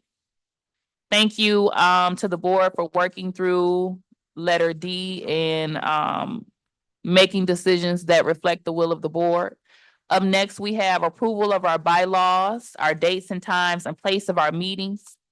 You will see that the bylaws are the bylaws as they stand. There's been no updates to those. Your regular meeting dates are reflected in the same manner that we've done them. You'll see today we have our special session, January 14th regular session, and then we have the 4th Tuesday of each month currently as the work session date. For the months of November, previously we had issues because they were so close to the holiday. The 25th of November is actually the Tuesday before Thanksgiving, and then the 23rd is the Tuesday before Christmas. School is out during that time, but administration still works. So I do not foresee that to be a conflict. However, if we decide that we want to alter any of these dates moving forward, we can do that. But at this time, is there a motion to approve see how it's written? Sorry, guys. Okay. Madam Is there a motion to approve item E, approval of the bylaws, dates, time, and place of meetings for the Board of Education? Madam President, Yes. I'd like to make a motion to approve the bylaws, dates, meetings, and all that rigmarole, but I have and I don't know if this is the time, in the bylaws, A, B, C, D, E. I mean, can we add an E that, or does that necessarily have to be that on a committee, 2 members can call a meeting and hold a meeting? Well, that's already a standard. It is standard? Yeah. So Okay, you don't have to have all 3 present. okay. You're not required to have your chair present. Can I recommend that this be posted in central administration? It says post outside main office. But that's just the calendar, correct? Oh, You would like to post you just want the bylaws posted or the Yeah, calendar? I believe all staff should have this posted. Okay, that's fine. Dr. And Buss, can you post the bylaws for him? Yes, ma'am. Okay. post the board. Okay, anything else? That's it. Okay. So are you making a motion to approve? Oh, you said item E, you already made the motion. Yes. Is there a second or support? He didn't make a motion. Yes, it is. He did make the motion. He was gonna add another letter, but he just wanted to clarify that you don't have to have 3 members present for a committee to meet. which is a given. And I think sometimes we've tried to have all three members so that no one is in the dark, but the work has to continue. So there, it would not be a committee if one person was present, but it could be a one-on-one. Can't technically be a committee meeting, but if you have two, that could be a committee. I also clarified, I thought that there were certain trustees that communicated that they didn't want to serve on a committee. And I thought my bylaw said that you have to, but they don't. So I realized you don't even have to accept an appointment to a committee per bylaws. Okay. So, okay, so the motion has been made by Vice President Bowens and supported by, is there a second or support? Support. The motion has been made by Vice President Bowens and Brad. supported by Treasurer Bradley. Questions, comments, or concerns? Trustee Gavin? Hey, thank you, President Robinson. So a couple questions. If we're having a retreat, I'm wondering if it's possible to have it during that work session date as opposed to having 1, 2, 3, 4 meetings in January. And then just wondering if it's possible to have that option. And then the other is it possible to just go ahead, since we already know that December 23rd is really an awkward time to be trying to meet, to just meet December 16th, you know, for the work session, and November 18th instead of right up on those holidays? I have, so right now there's a motion on the floor, but Gavin is making a recommendation. So she's recommending that so if we were to use January 28th as the training date, then we could use February 4th as the February work session date. It would just only give us a week in between. Yep. And then, for November, she suggested, what date was that? Trustee Gavin, was it the 18th? 18 Yeah, like that following. and the 16th of December. It would be the 16th if you wanted on a Tuesday. Okay. Trustee Bowens, are you comfortable with those suggested recommendations? Yes, is it too late for me to ask a question? No, go ahead. So I know we've been meeting at 6 o'clock this year. Is that still okay, or do you guys want to move it up to 5:30? No. 6 works best for me, Okay, 5:30 is hard. because I get off at 5:30, so I would never be here on Okay. time. okay, I was just asking. Okay. Did you have a comment? No? Okay. Trustee Bowens, are you willing to amend Yes. your motion? I amended it. Okay. Well, I support them in, Okay, Bowens, do you support the amendments? it's Bradley. I'm sorry, Bradley. It's Brad- gonna, guys, be patient with me. I'm gonna have a hard time. I got 2 vice presidents here. I gotta get it together. Vice President. I have a current and I have a former, right? So I have to, Who's now? it's no different than him calling him Treasurer Creighton or catching himself every time. So just be patient with us. I'm in favor of that. And then the other thing also, real quick, because I need to try to get this calendar in as quick as possible to my management team so they can work with me to get me back for meetings. Other thing, I'm okay with the 6 o'clock time. I'm not gonna push it no later. I was gonna say 7 o'clock. Okay, so just to reiterate the adjustments that are being made to the calendar that was originally presented, we would be using January 28th as a retreat, which I think was an excellent suggestion. Our February work session would be February 4th, 2025. And then in the month of November, we are editing the work session noted to November 18th. In December, we're editing that to December 16th. All right, so Vice President Bowens has supported the amendment of the calendar. Treasurer Bradley has supported it. Any other questions, comments, or concerns? All right, and Ms. Singer, go ahead. I just had a real quick comment, and I do support that idea of, using work sessions as that, because in that way for us who work, we don't have to, request an additional day off. Okay. All right, Miss Singer, you caught all of those updates? Okay. There's no other conversation, Secretary Triplett, can you, and we are gonna really try our best to stay within that 6 to 8 time frame. I don't want us to experience burnout. So let's try to make sure we stick within 2 hours. Okay, Secretary Triplett, can you please call the vote?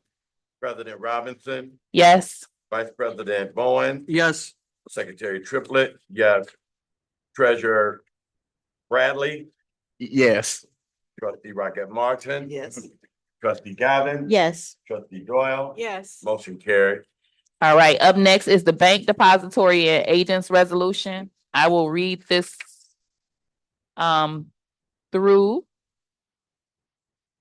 Sweet Jesus. Okay. Bank Depository and Agents Resolution presented for approval January 7, 2025. A, that the Benton Harbor School Business Office account for the Business Office, the Elizabeth Griffin Herman Trust Fund, the Frederick Sims Scholarship Fund, the Joseph Opolsky Memorial Fund, and the what is that, Butergite? Brigitte. Mr. Buckwright. Oh, athletics. Buckwright. Oh, okay. Athletic Scholarship Program. And two, that the business office account be continued in operation at the Horizon Bank, and further that the superintendent and the board approved director of finance be authorized to jointly sign checks on the account. And three, that the food service fund continue at Horizon Bank, and that the superintendent and the board approved director of finance be authorized to jointly sign checks on the account.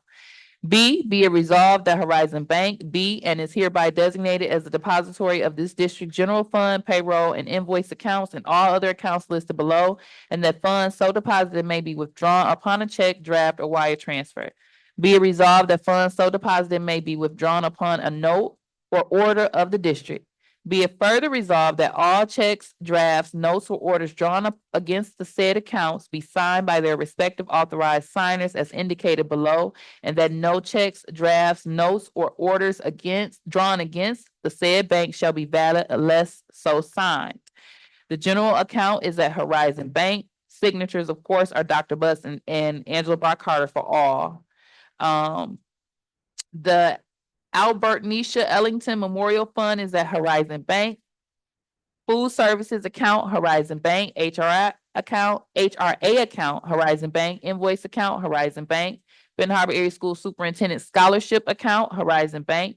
2017 Sinking Fund account, Horizon Bank. BCBS account, Horizon Bank. Payroll account, Horizon Bank. Scholarship accounts, Horizon Bank. Debit card accounts, Horizon Bank. Be it further resolved that the Horizon Bank is hereby authorized and directed to honor and pay any checks, draft, notes, or orders so drawn, whether such check, draft, notes, or orders be payable to the order of any such person signing said checks, drafts, notes, or orders, or any such persons acting in their individual capacities or not, whether such checks, drafts, notes, or orders are deposited to the individual credit of any of the officers or not. This resolution to continue in full force until notice to the contrary in writing is duly served on the said bank. Two, resolution pertaining to the designation of depositories and authorized agents for the payroll and invoice fund for the school district. Be it resolved that Huntington Bank be and is hereby designated as the depository of the district's general fund and payroll fund, and that funds so deposited may be withdrawn upon a check, note, or order of the district. Be it further resolved that all checks, draft, notes, or orders drawn against said account be signed by the following persons: Dr. Kelvin Butts and Board Approved Director of Finance. And that no checks, draft, notes, or orders drawn against said bank shall be valid unless so signed.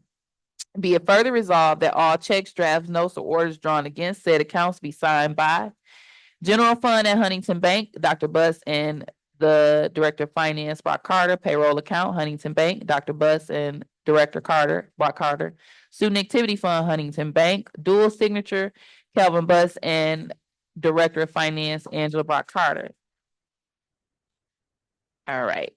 Be it further resolved that Huntington Bank is hereby authorized and directed to honor and pay checks, drafts, notes, or orders are so drawn, whether such checks, drafts, notes, or orders be payable to the order of any such person signing and or countersigning said checks. And I think you all can get the gist because it's pretty much, it's a bit much. Then there's a resolution to invest idle funds.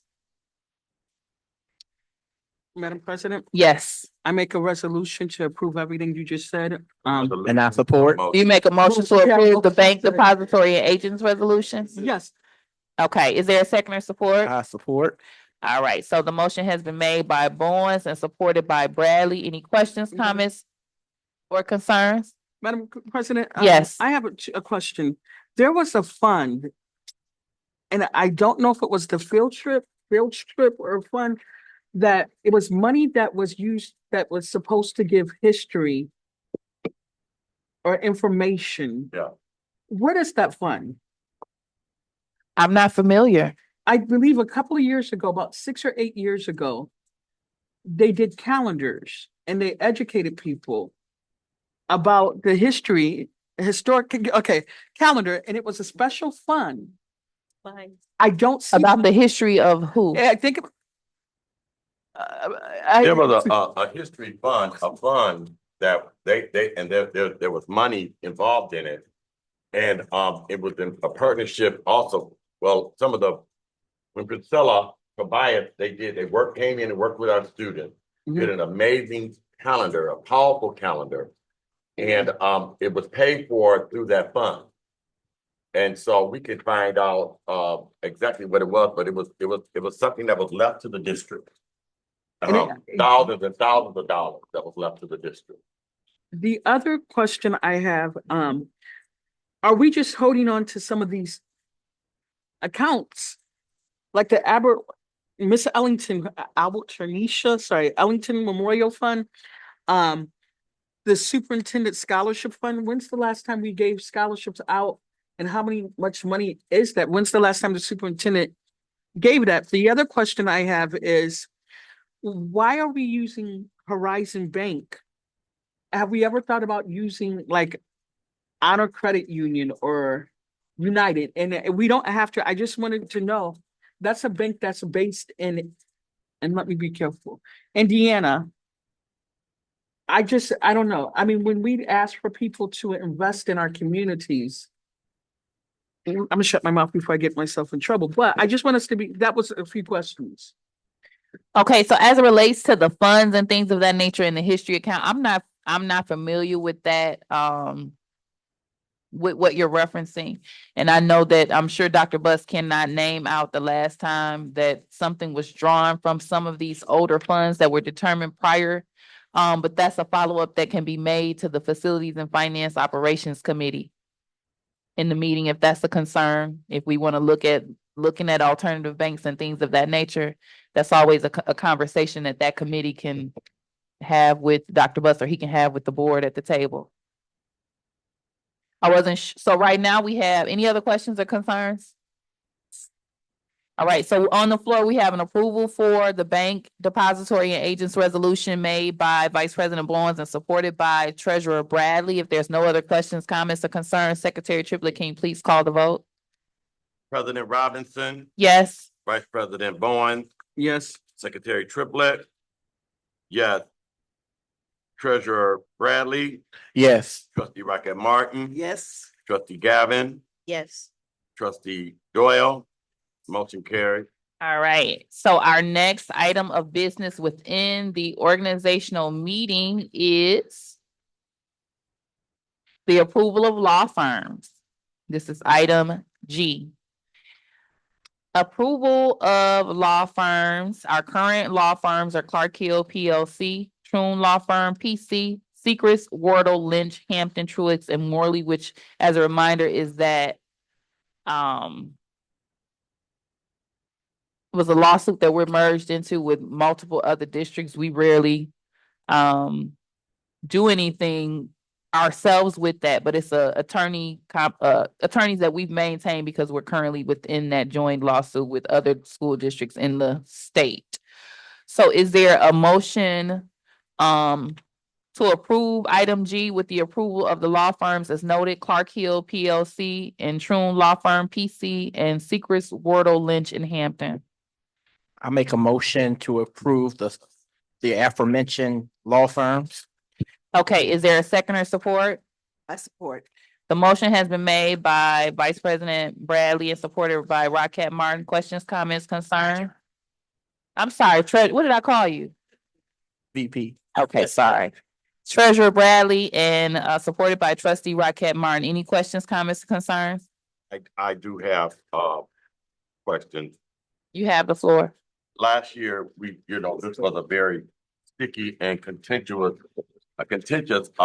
part of discussion. I don't know if that's the correct word, but anyhow, it was, we were supposed to do some work as it related to these, in particular, these two law firms that we're using. First of all, I want to get clarification. These are law firms of the Board of Education.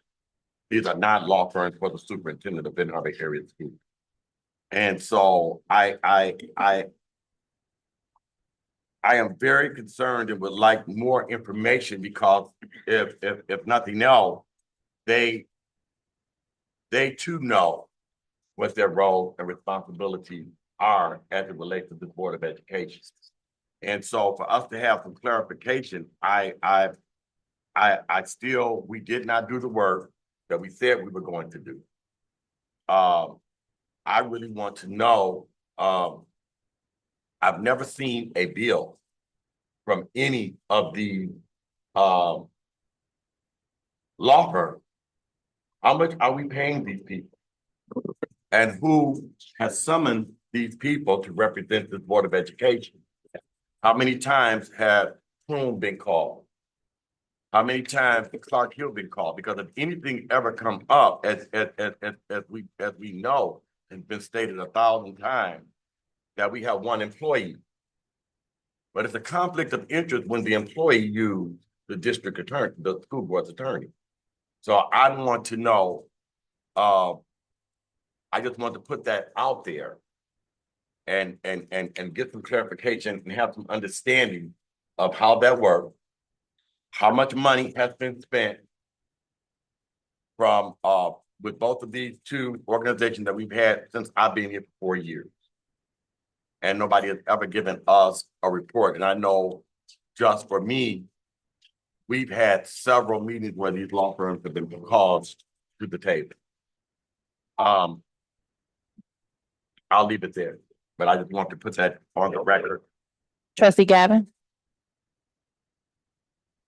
Thank you, President Robinson. I had to pause a second because I think Secretary Trippett was talking. I just want to say that for me, and it's not anything personal, I've looked at kind of what's happened over the years, and I've just observed a gap in terms of services for this particular population. I think there is a blind spot when it comes to protecting our civil rights and ensuring that we are making the best legal decisions in certain areas. I'm concerned about that, and I wish that we had more options to weigh. I'm grateful for their time and their services and things of that nature, but I just believe that we can look for law firms that can represent this population with a better eye for what our community needs. I know that some of these firms were, present when we, when the district turned itself over to a CEO structure. I've also, heard some advice in certain times that I just don't think they had our best interests at heart.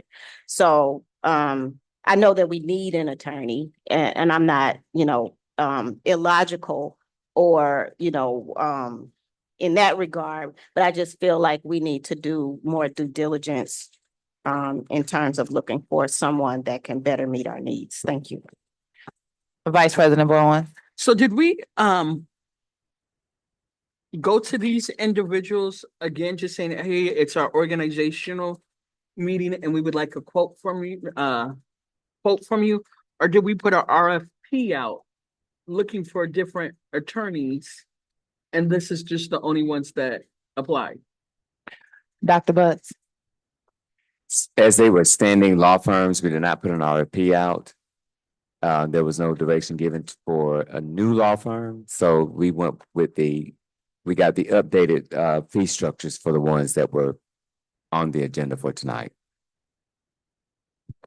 So, if it's the will of the board, I'm trying to, and I don't want you all to think I'm rushing it, but I know us, and so we'll sit here and have this conversation and we'll ultimately make a decision to table. So I'm gonna just ask right now, is there a motion to table the approval of law firms? Because they're under contract through June 30th. And we can revisit this conversation. I move.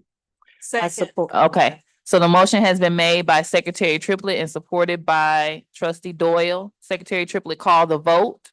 This is for tabling of item G. President Robinson, Yes. Vice President Bowen. Yes, thank you for getting it right. I haven't messed that up all night. Secretary Tripp, I messed up my own name, Secretary Tripp. I remember everybody's name for mine. Secretary Tripp, I either call my name and don't say nothing, I either say my name and then don't vote. Secretary Tripp, yes. Treasurer Bradley, No. Trustee Rocket Martin, No.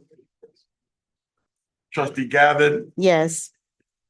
Trustee Doyle, Yes. motion carried. All right, so this conversation has been tabled. I want you guys to know, I know you very well. I did tell Dr. Butts that this would be tabled.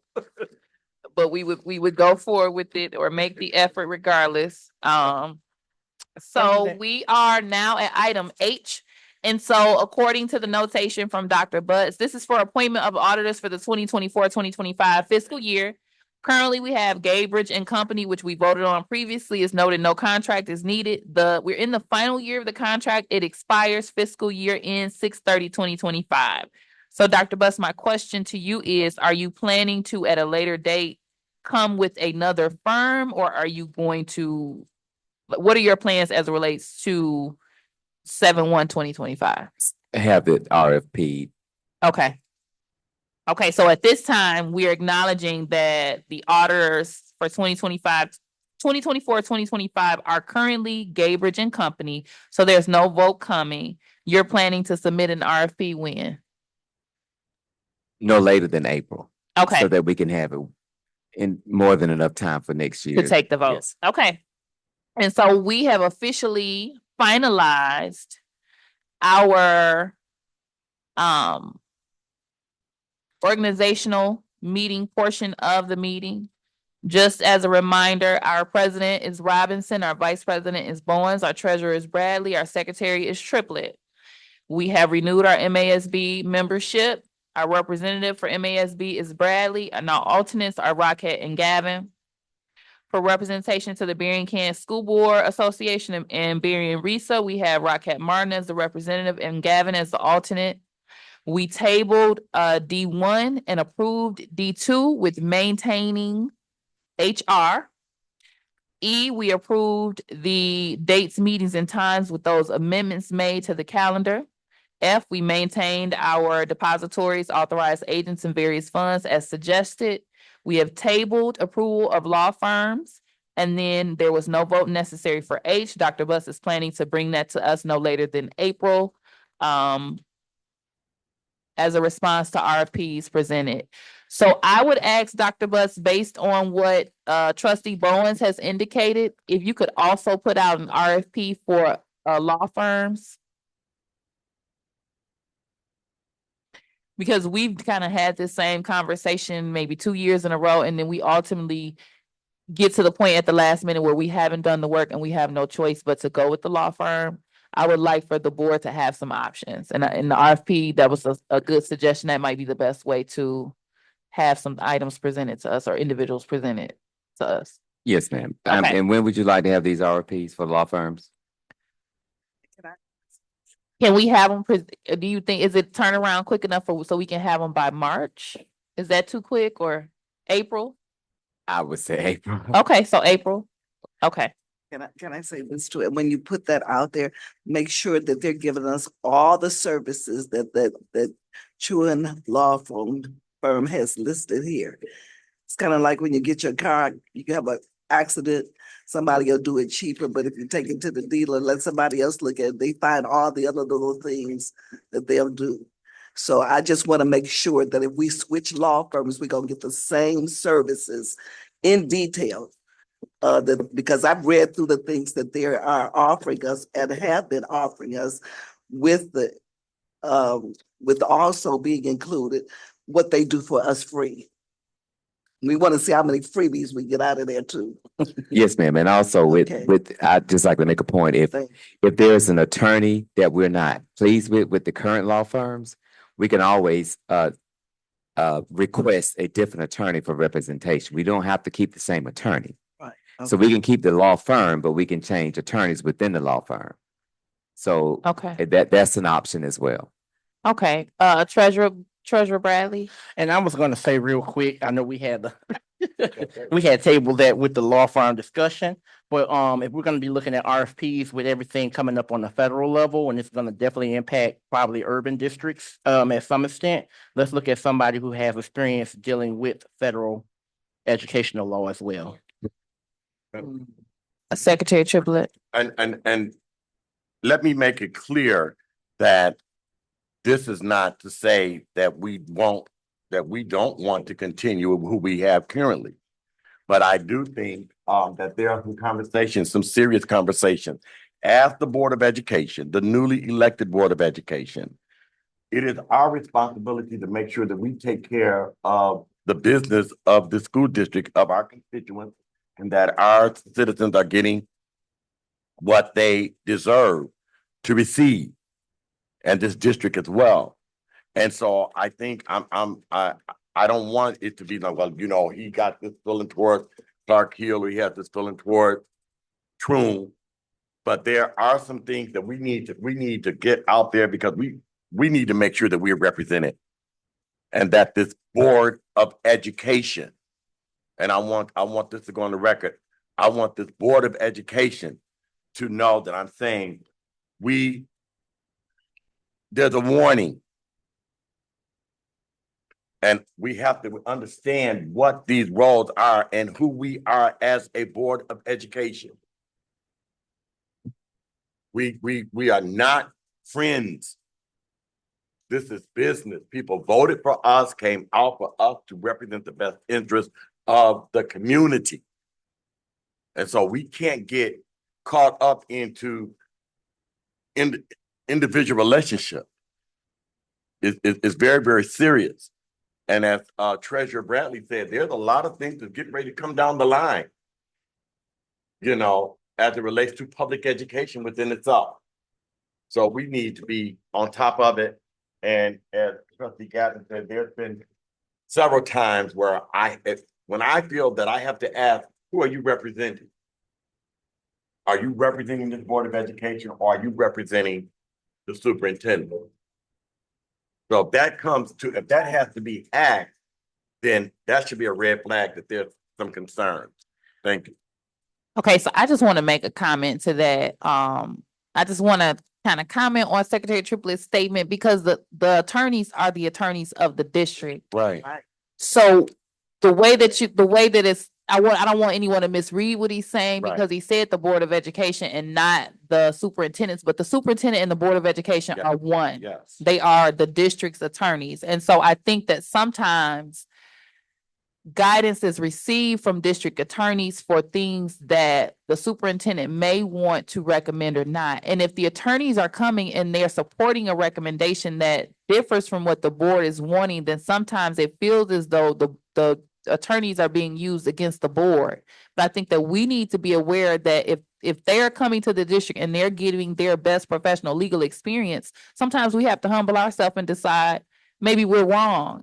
I don't think we should receive it as an attack on ourselves if the attorney is supporting what the superintendent or administration is saying.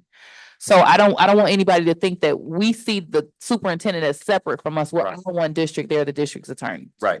And Madam President, that's what I wanted to make clear too. Yeah. Was this, but this is also, the board must be aware that if ever there is a time, and we've experienced this with our only employee Right. from previous years, that we had to have our representatives, our lawyers, who represent this board of They represent the education. board, correct? Okay, and so we don't want it to be convoluted. And again, this is not personal. This is business. And so, there's like Clark Hill make recommendations, suggestions as it relates to human resource matters and stuff like that.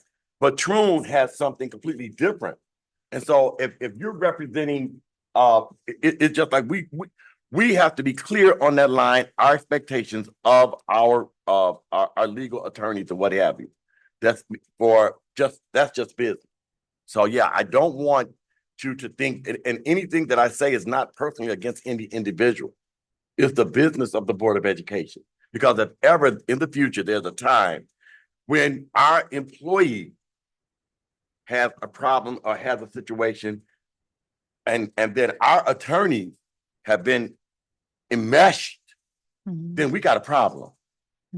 So always keep that at the forefront of what it is that our roles are and what we do. Okay, and I just want to remind the board that I asked if it was the will of the board to table because I didn't want us to get stuck 20 minutes on this topic. And so what has happened is we're still discussing a topic that we're not taking a vote on. And so I don't want you guys to think I'm being rude or anything, but you all have challenged me to make our meetings more effective. So you will see me be a little bit more tough at the table because what we're doing right now does not make any sense. We've continued for 10 or 15 minutes having a conversation about a topic that was tabled. So I'm gonna go, I think Gavin had one last thing to say and then we'll move forward. Thank you, President Robinson. I'll be brief. I think my concern is also the process in which we access the attorneys. I would love for us to be more proactive. I think that there is validity to having an attorney zoom in to our meetings. I think that sometimes that feeling of, oh, the attorney is partial to this person or that person because the information is relayed to us third party, or it's just a email response as opposed to him or her or them being present and us being able to ask questions or get the information together unless there's a closed session, which is rare.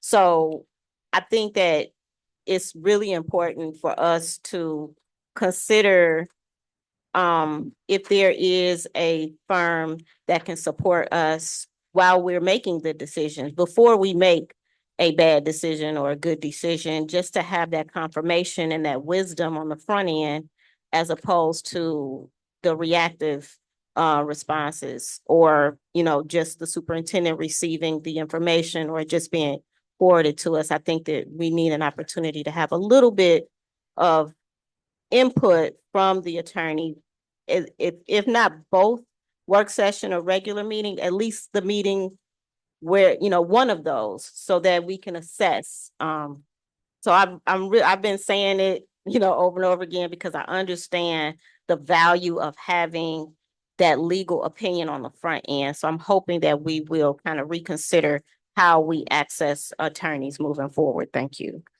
All righty, thank you so much. So we're gonna continue with the meeting. Thank you guys for doing your due diligence and working through the organizational meeting.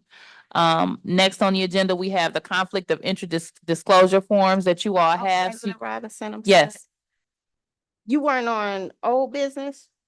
nope, there's a conflict of interest form right before My old apologies. business. Okay, my apologies. Okay. So just as a reminder, this is a form that has to be filed by the board by June 30th of each year. So you all are gonna sign, just indicating whether or not you are in compliance with all provisions and policies and regulations, or and whether or not you have any personal, financial, or professional interest that may trigger your obligation to report a real or potential conflict or to seek guidance on any situations except as follows. So everyone needs to make sure that they plug their name in, notate anything needed, and then sign and date and return those to Ms. Singer when we leave this evening. All right, so next up, so make sure you turn that in to her. I just put that I want to cheer. She just needs the top page.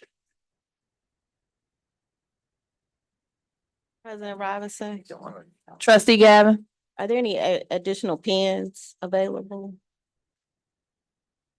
Okay,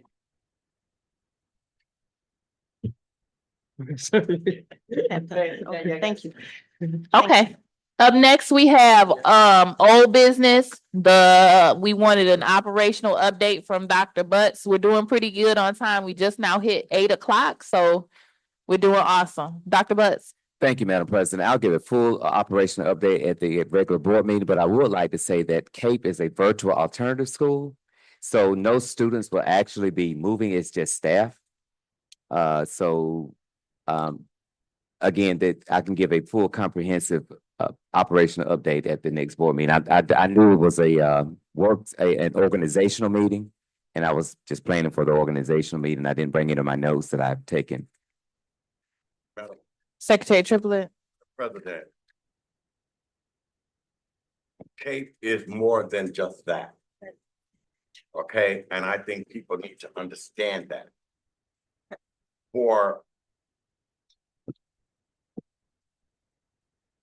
At the last board meeting, the president gave a directive for the superintendent to research what it is as it relates to being able to go over and just change move a school and make a decision to move a school. That is a community. That is a safe place for our kids, virtually or not, for parents. We have students that we have moved from this campus for various reasons because it's providing alternative education. We're going to bring them back on this campus in a building, and that staff in a building that we don't have any information on even the condition of the building. It has been brought to my attention that people have been told to move, prepared to move. We cannot lose another student. I just don't understand how it's even considered for us to make, and why does have to happen right now at this very moment? No parent meeting, no community meeting, no meeting with the staff, no meeting with the Board of Education, nothing presented to us. And I want to know which law firm advised our superintendent to say that that was okay to do. And we hear this in the street. That is not the way you operate in the community. I want it to stop. I want whatever has been done, I want it to stop.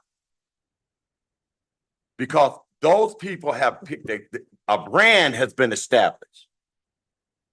Our students sometimes come in, our parents come in. I was on the facility committee, chairman of the facility committee. Nobody said one word to me. Never even seen how the back of that building looked. If you're going to move somebody, you could move those people who are from the other place, move them there. How do you, again, if we lose one student, it's a loss for us. And so I professionally, and as a member of this Board of Education, I cannot believe that this has even happened with us not having the information that we need. There is no way that parents have not had an opportunity to come in and discuss what it is. All correspondence to that staff, it needs to cease. That's the way I feel. And I'm going to stand on that 10 toes down. I do not like it. I don't appreciate it. I don't appreciate hearing it in the streets. I don't appreciate it hearing from people. It doesn't matter because in anything that we do, you're going to have people that say, I'm going to take my kids out. But if we have not made a sound, unless somebody gave the superintendent the directive to go forth, make this move, having not contacted parents, having not met with anybody in this community, and this Board of Education knows nothing about it. Okay, those kids, when they are on that field graduating, they have pride. They are proud to be graduates of Cape. They made conscientious decisions. They do not want to be on this campus. It is one of our alternative schools. And it should not be on this campus. Even if there was something made, it should not be on this campus. Thank you. Okay, Dr. Bus, I can't remember. Did you ever send us the attorney feedback? I did. Can you re-forward that? Yes, ma'am. Okay. Madam President, I do want to say that this has, if the directive was to get the feedback, the directive was not to make the move. I don't remember seeing it, but I could have overlooked. Yeah, yeah. President Robinson, Yes. point of information. When did Dr. Butt send that? I don't see anything in my email loop about anything from the attorneys in regards to this matter, nor any updates about how Dr. Butts will be moving forward. Can you let us know the date that was sent? He's trying to look for it. So he'll either, you got feedback from the attorney. Okay, so he'll check to make sure that was sent to us. If it wasn't, he'll forward the feedback. Whose phone is ringing? I keep thinking it's mine. It's buzzing way down here for me. Oddly. If you did not forward that to us, can you forward it? Okay.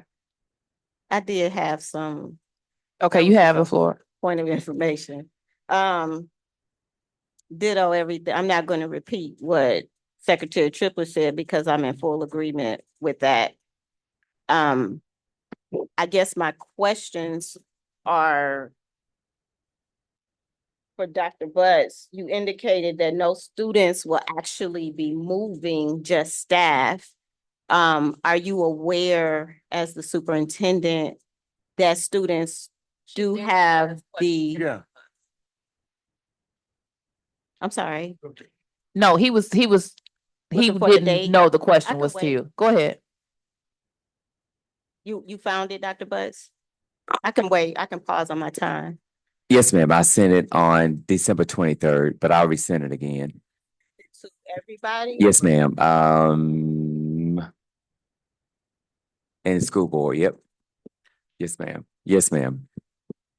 Matthew Bradley, Natalie Singer, Angela Doyle, Oh, Triplett. so it's framed as questions and requests from Vice President Bowens and President Robinson. So you more than likely opened it, saw how long it was, and maybe didn't even take a moment because I didn't know that's what there was either. I just saw all the writing and wasn't about to read all that on 2 days before Christmas. I'm sorry. It's in green and it's kind of, well, not in yellow, you can barely. Can you just did you already re-forward that to the board? I'll reformat it. Okay. Possible that you can give us a summary of what your interpretation is of this data? So in the beginning, it was Vice President Bowens asked for student data, student discipline data. No, I'm sorry, just as it relates to Cape, Oh, please. as it relates to Cape. Take a bathroom break. The attorneys referenced policy 1210, 1220, 3130, 4130. And that it was the responsibility of the superintendent to achieve maximum benefits towards the attainment of educational goals. And prior to that, I had sent an email. Prior to that, I had sent an email in reference to cost savings to the district. No, I'm sorry, what I'm asking was there a attorney response in terms of your right to move that building without board consideration? Yes, ma'am. That's what I was reading, the different policies that I was reading, 1210, 1220, 3130, and 4130. Clark Hill. Okay, yeah. And so. I- Oh, go ahead. It doesn't, from your understanding, I'm not seeing where the attorney said that you didn't need to speak with the board. I think that the information indicates that you have administrative rights, but not to forego the board. Did they specifically say that this can be done without board consideration? Just from my understanding, but I can do a follow-up with them. Okay, so that's my concern there. The other thing is I feel like I'm hearing information from you that does not connect with the truth. You indicated that Cape is an alternative school and that students would not be moved. But my understanding is that on Tuesdays and Thursdays, students are able to come into the school building to receive direct services.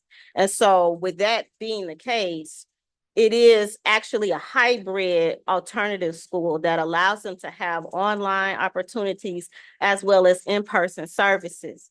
And so if you move them back to the high school, location, you may actually be displacing them, especially having not spoken with the families or anything, find out how that impacts them. And then you may also be putting them in a situation in which they are now close to the other students that they have some issues with that could create chaos, an unsafe environment, things of that nature. And it makes it more difficult for the board to approve this alternative environment, knowing that we might be putting our students in harm's way if they're not off campus. Not to mention our alternative program actually receives even more dollars per student, right? And so now we're shaking up something that was working. We took something that was actually working, their test scores were up, they were appreciating the project-based opportunity, they were appreciating that autonomy, and now we're disrupting them once again, breaking something that was already fixed. I guess what I'm trying to understand is why would you elect to move them and the staff, uproot them in the middle of the year, as opposed to waiting until the, after the school year is out to actually get input from the rest of the staff and the students and the impacted community and the board? One of the What's things, the urgency? I'm sorry, I didn't mean to interrupt. One of the things I looked at was the cost savings that it was going to cost the district and also the streamlining of the services. One of the concerns that was brought to my attention was for special ed and making sure that we had the continuation of services by having the campus on this campus would allow us to streamline those services through the high school. And the attendance requirement for 2 days a week was last school year. This school year, after I spoke with Mr. Roseberg, the attendance was as needed by the student. It wasn't a mandate for this year. It was a mandate for last year. It has not been a mandate for this year. They come in on a as needed basis and or for testing. So with that, we will be able to streamline, and also with having Clock is running while Dr. Buss is talking. I would like to reclaim my time if possible. Thank you. that'll be Miss Natalie. Also with streamlining that, and then with testing, they come in on an as needed basis. So those students, when you say displacing, they were so it's elementary through high school, right? For the high school students, they're not displaced because they were here prior to. So when they go to the alternative school, that's more of a displacement. Also, when it comes to the counseling services, credit audits, credit scheduling, et cetera, we have counselors here at the high school that will be readily accessible. Also, since we've had one of our APs to transition to an AD model, it would also help supplant some of the administrative roles that one of the APs were doing with the director of the Cape Center. So it would be more of a support system to the high school as well. So again, I can give a more comprehensive report as to the savings and everything else when I bring my notes. Because again, tonight it was just an organizational meeting and I didn't have all of my notes with me. I'm not finished. I still had time. It's just that the clock ran while Dr. Butts was talking. Thank you for that. So I guess what I'm wondering is when you were asked to wait and then decided to go ahead and tell them to move anyway. Is that correct? Am I mischaracterizing what happened? I don't remember being asked to wait. You don't remember at the board meeting when was President your Rob, understanding of the request? my understanding was President Robinson asked me, she asked me, was it an update? And to get clarification from the attorneys, and that's what I did. And do you recall also being asked to give us kind of a full overview of what you intended to do and how that would work? In the previous email that I had sent, that was an explanation that I was given in the email that I sent. And on that one, I have to go back and look at when I sent it to the board on cost savings. Just wondering, when you look at a superintendent's duty to engage the community, engage the parents, engage the staff in decisions that impact them, are you interested or open to the idea of, before moving forward on this, actually informing them and getting their input and finding out how this would actually impact them? Are you open to that? I am open to that. Thank you. So that's actually a excellent idea. It could even be something including the staff and the parents of the students that attend Cape. I think is what you're thinking, Gavin. Yes, ma'am. There it is. So Dr. Bus, can you schedule that and get that feedback I can. and then share that with the board I can. prior to making a move? Yes, ma'am, I can. Okay. Trustee Rockett Martin. So Cape students, that's an alternative Can't program. hear you. So are they have a chance to Speak in the move mic, back please. into their regular classrooms? Speak in the after mic, please. Doing whatever they need to do at Cape? Oh, you can hear me? I can't. I'm sorry. We can barely hear you because the things are so loud. Sorry. So for Cape being an alternative program, but I'm familiar with it. At any point in time, are those students able to come back to the high school in their regular classrooms? While they're at Cape, they're not. I but know, but I mean, after, are they there to stay forever, or can they eventually do what they need to do? If they do what they need to do, and they say, well, now I want to go back to the high school in my regular classroom setting, and not be virtually anymore. Yes, ma'am. Are they allowed to do that? Yes, ma'am. The goal is to always transition back to if they so desire, to transition back to the general population. Madam President, Secretary Triplett. I have a question. First of all, what the superintendent was told was to go and get the opinion from the attorney. Okay, this is hidden deep down in something. It never came back to us because that's very serious. I want to know, and then this information, no disrespect, you said it was sent to Trustee Bradley. Everybody. Okay, and Trustee Bradley just got sworn in tonight. And so that information in December, if anybody, should have been sent to Treasurer Creighton, who was still on the board at that particular time. I want to know who gave the directive to the superintendent, if that happened, that he could send these notices out to our staff and tell them to prepare to move. And this has not been presented to us. The adjustments of the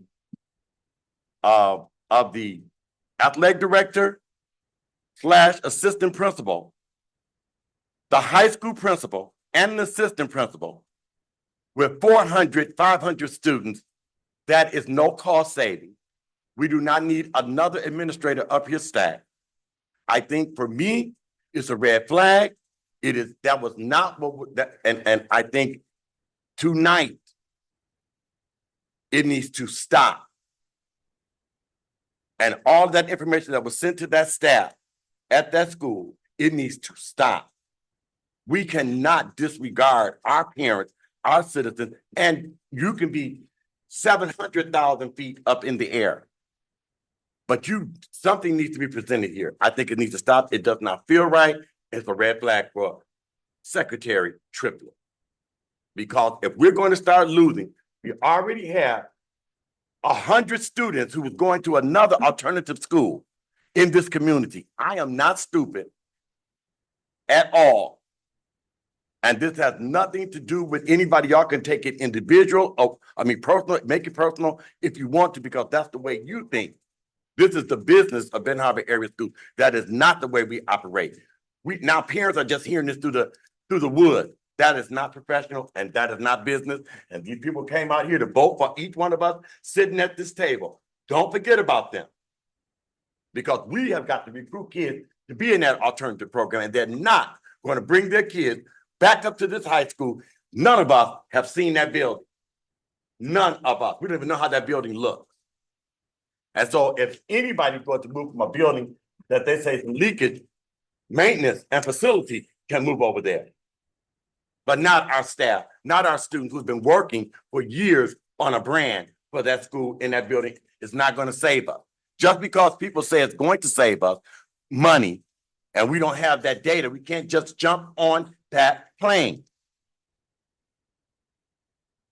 Okay, so we're gonna move along from that conversation. The only thing that I will add is that it is very important that the Board of Education reads its emails, including me, because I saw that email and I didn't read it. I'll admit to that, because it was responding to my request, but I think he had already told me something that I asked about and I just continued along. I never read that. So I will take ownership, and I'm asking, I think, okay, so this is where I am. We are fully transparent with holding people accountable. We got to be willing to hold ourselves accountable. So if I say that we need to read our emails, I think everybody would agree that we need to read our emails. True. And had we read the email that he sent us on December 23rd, then one of us could have responded and said, absolutely not, or however. And I don't know that either of us, I don't know that anybody read it thoroughly or read through it and even noticed that he gave us the information that we asked for. I understand that, but all I'm saying in this moment, I am not disagreeing with anything that you guys are saying. And for some reason, when we come to this table, if I'm trying to make sure that everybody sees every side, I think everybody at the table feels as though they have a right to an opinion, but no one has a right to disagree with them. I respect everybody's voices. No, it's not you. I'm not talking about you. No. I'm not talking about you. Okay, but I would like to be able to make my comment when I have the floor without people from either side speaking. Because I don't, because you don't only want to interrupt me. No, I'm Okay, I'm gonna move forward. As I stated, I don't think anybody at any point would disagree that we need to read our emails. That's all I'm saying. So for what reason a person would have to disagree with that, I don't know. I don't think that's a false statement. And I should be able to say that as the president. If I'm acknowledging I failed to read an email, I should be able to acknowledge that and tell you all to do the same. And so I sit here and I let people talk for 3 minutes, 2 minutes, multiple times, everything. And I'm here and I'm quiet, but every time I say something, if I am saying something that differs from particular people at the table, then it have to be all this side conversation and disagreement with me. My voice matters too. It's not a personal attack to anybody, but I'm going to stand in my reserve and say what I have to say as strongly as everyone else does at this table. And I should have a right to do that. Even if you don't like what I'm saying, I'm just asking that you be quiet and respect me, because it's always a lot of back and forth when I talk. That's all I'm saying. And I want you guys to do the same thing for each other. Just wait your turn. Trustee Gavin. Thank you, President Robinson. I definitely think it's important for us to read our emails.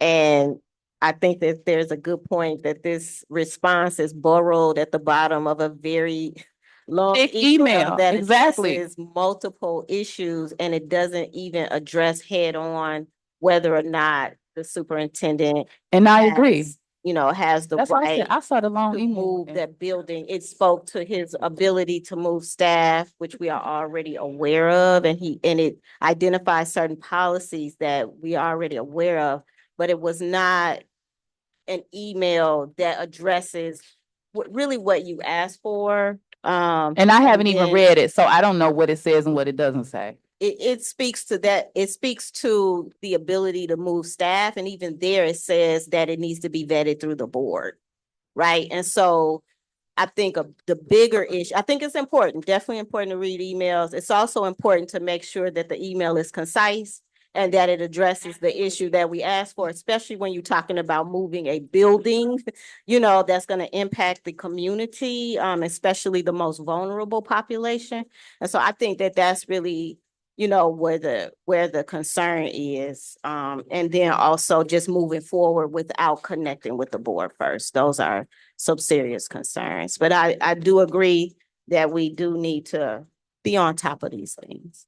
And like I said, I haven't even read it, so I don't know how detailed or concise if it answers the questions or not, but he's re-forwarded, so I will open my email this evening and ensure that I go through that. So if there's no other discussion on that, we'll expect an update. Go ahead, Bradley? No, I got something new business. Okay, we'll expect an update at next meeting's regular board meeting. Up next, we have new business. The only thing that I wanted to mention, I have a piece of paper going down the table. I don't know if it made it. If you guys could just write your name. I've just notated the committees as they've been structured. Before you leave, if you could just write your name under any committee that you're interested in serving on.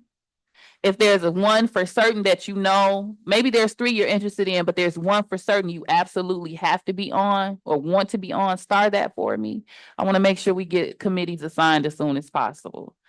So that was my only new business. It's on this side. I'll make sure it comes back down to this side. If you need more time to marinate, let me know. Because you can let me know at a later time. Okay. Yes. I'm gonna be real quick. There's 2 things. The first thing is, I don't know if we have a mission and vision statement for the individual board as an entity, but if there's something that I could possibly start spearheading or we could start working on, we need to have something to kind of keep us in our lane and keep us, moving forward as a board. And I think that we need to have a mission and vision statement. And once we get that crafted, I know the district has one from the strategic plan. I think each school has a mission and vision statement, but we as a body, the board, we need to have a mission and vision statement. And then we need to make sure it's posted so we can know what we're coming in here for. And then the other thing I would like to see if we can work on is, because I know a lot of people are saying we emphasize the sports and the other extracurriculars, but we're having challenges with our academics. And what I would like to put before you is that we look at a trustee reading plan, and basically how we used to have the reading challenges back in the day. We kind of look at doing something to boost the students' interest in reading and trying to do a contest and see if we can get the kids excited about literacy. I was listening to Dr. Greg Carr and Karen Hunter this past weekend, and they were talking about how this country is starting to not become critical thinkers, not reading no more. We just go and get, digital information, and, we don't vet information. And we've seen a lot of that misinformation here as of late. So that's the other thing I would like to put before the board, if we can all kind of, put that out there and do something. It kind of be a challenge and, helps the community and the students get to know the board, and we can probably get the parents on board too. Okay, now I heard reading plan. What was the first part that you said? What was the first word of that? A trustee reading challenge. Trustee reading challenge? Yes.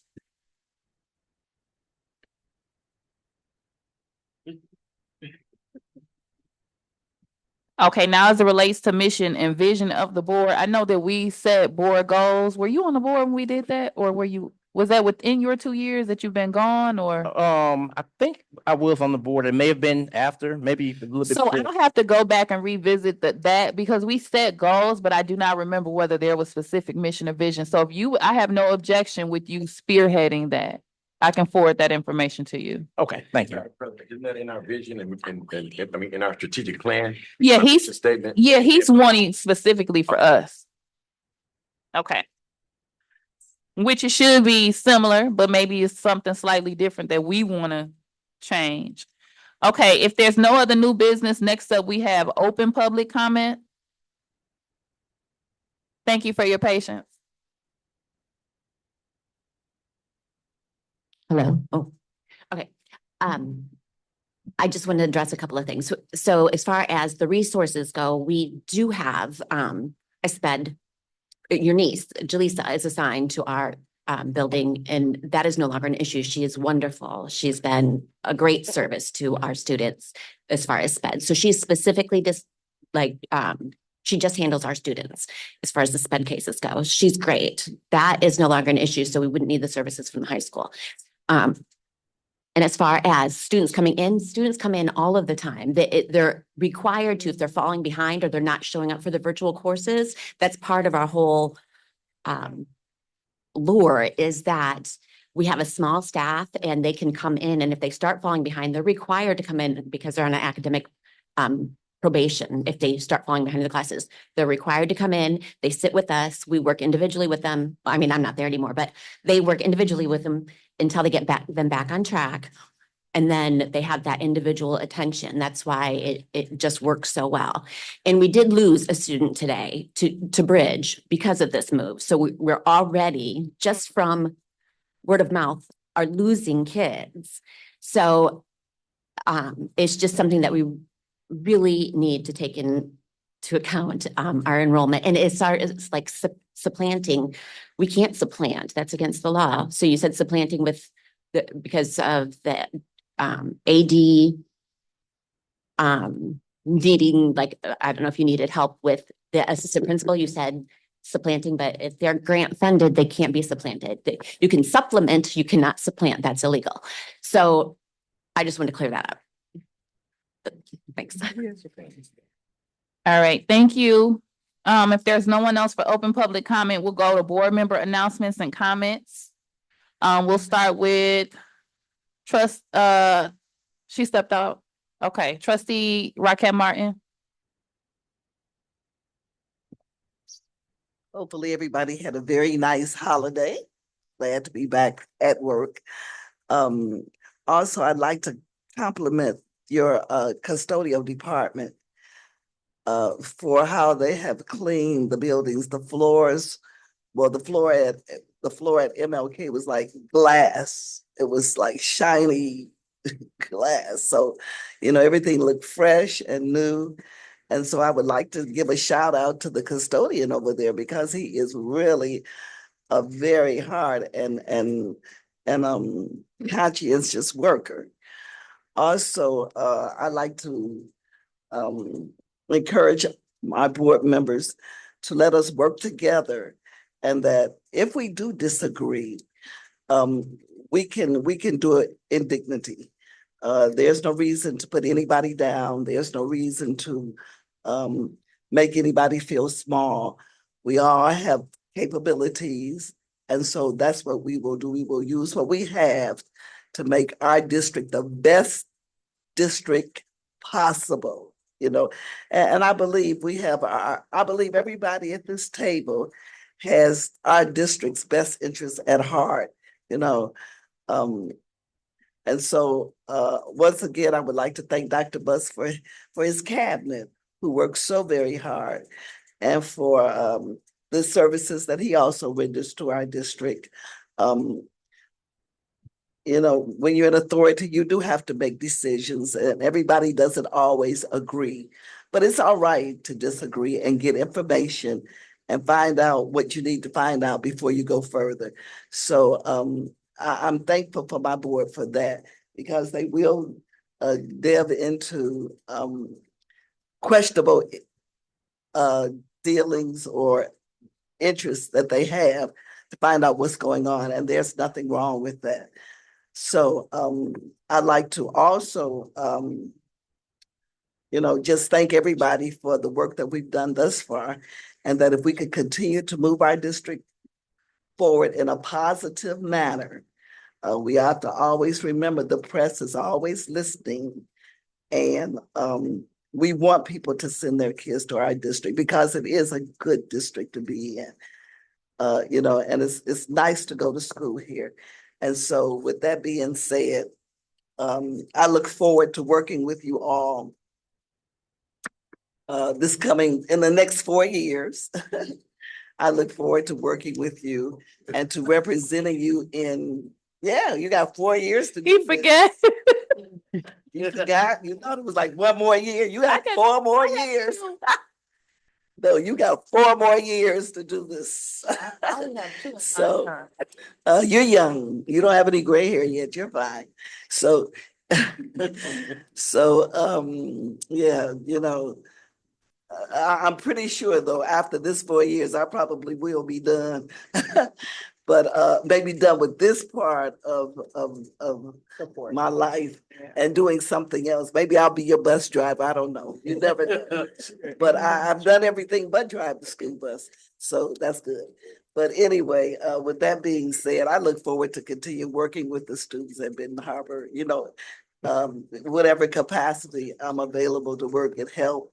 And what I've been seeing is that the more direct services, we do a lot of work here at the board table, but the more direct services where you actually touch a child, the better help you're giving him. I'll say it again, the more direct services that you can give a child, where you're actually sitting next to, touching, reading with, doing things with, the better services you are rendering to that student. This is fine, but that's better. Thank you. Trustee Gavin?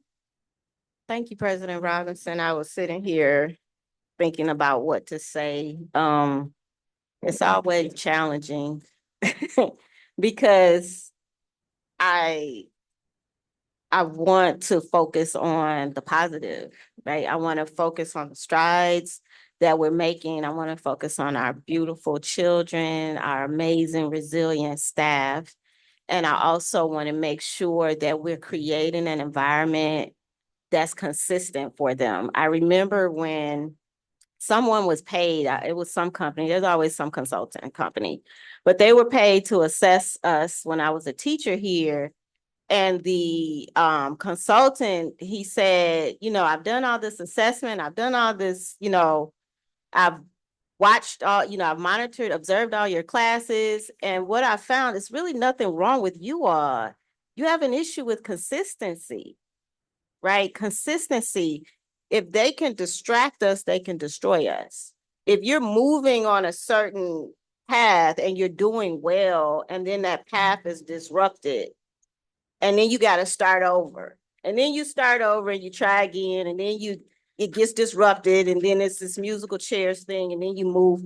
When we do that, especially in vulnerable populations, when many of our students and families are already dealing with their own disruptions in life, not saying that everybody is vulnerable, but this is a vulnerable community. When we do that without thinking about the impact on them, we create a situation in which we can destroy the positive strides that we have.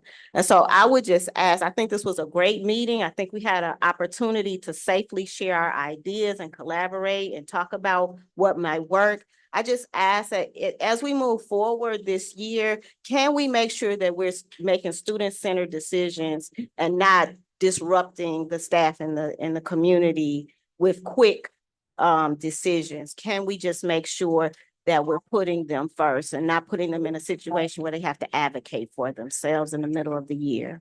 Thank you. Thank you, Trustee Gavin. Trustee Goyle? I don't have anything at this moment. Thank you, Madam President. All right, up next, we have Treasurer Bradley.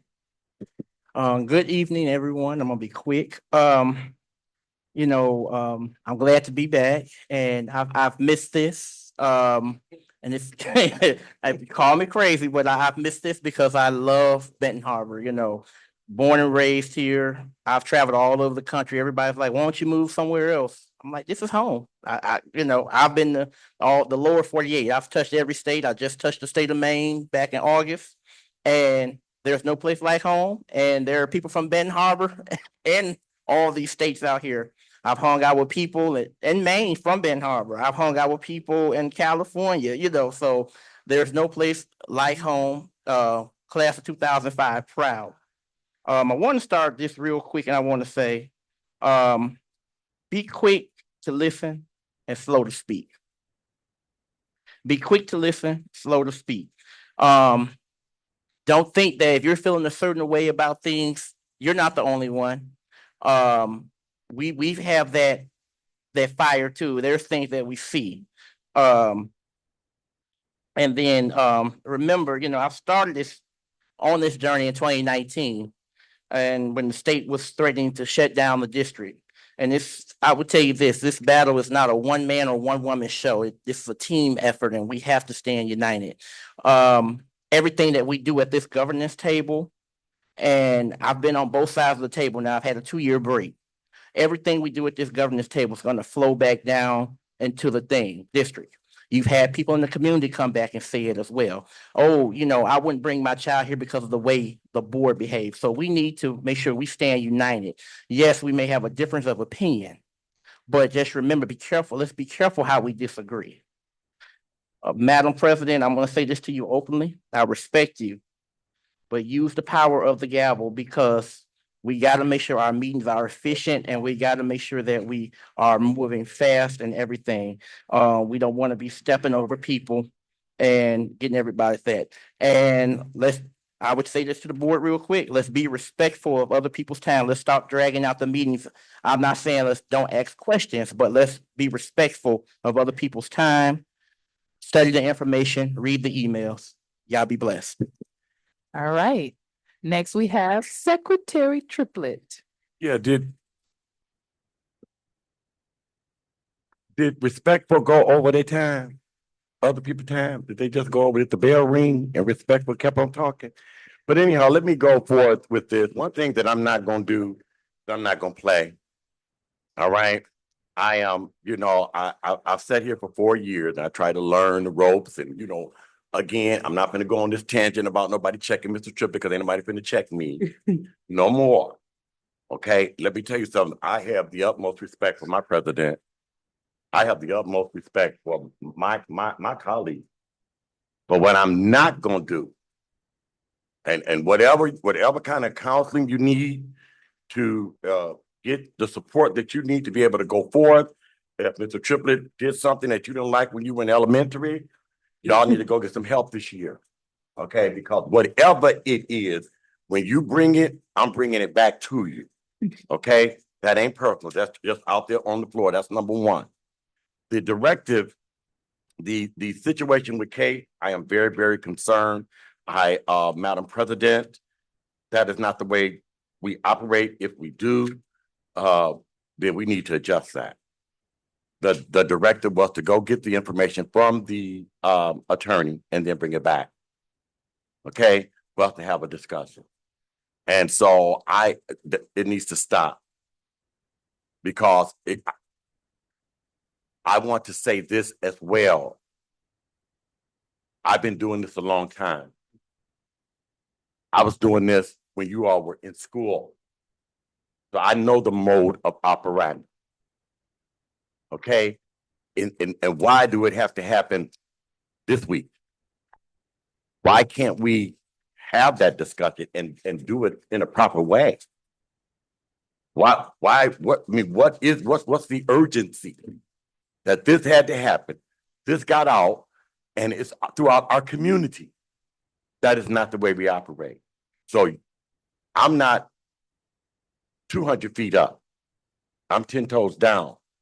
Everybody got the way in which they operate and the way in which they do. But I'm asking that this stop, that this be stopped, and that in closing, that we don't move in that direction until we have done it the proper way. And right now, we have not done it. I want you all to have, I'm here to work. I love y'all. I'm not going to disrespect y'all, never. Okay? I promise you I won't. But yeah. Okay, so let's have a wonderful 2025. I'm here for it all. And thank you, Madam President. All right, so I would like to say, welcome back to the Board of Education. I'm grateful to sit at the table. Oh, it's your turn, Vice Yes. President Bowen. Thank you, Madam President. So earlier I asked about a fund, and from my understanding, the fund had over probably $250,000 in it. And if it's still not used, that fund would be exceeded over that, and it was called the Holbrook Fund. Ms. Hobart was a graduate of Benton Harbor High School. Her name was Alice Hobart. I hope I'm pronouncing it right. I'm thinking of Kitchener.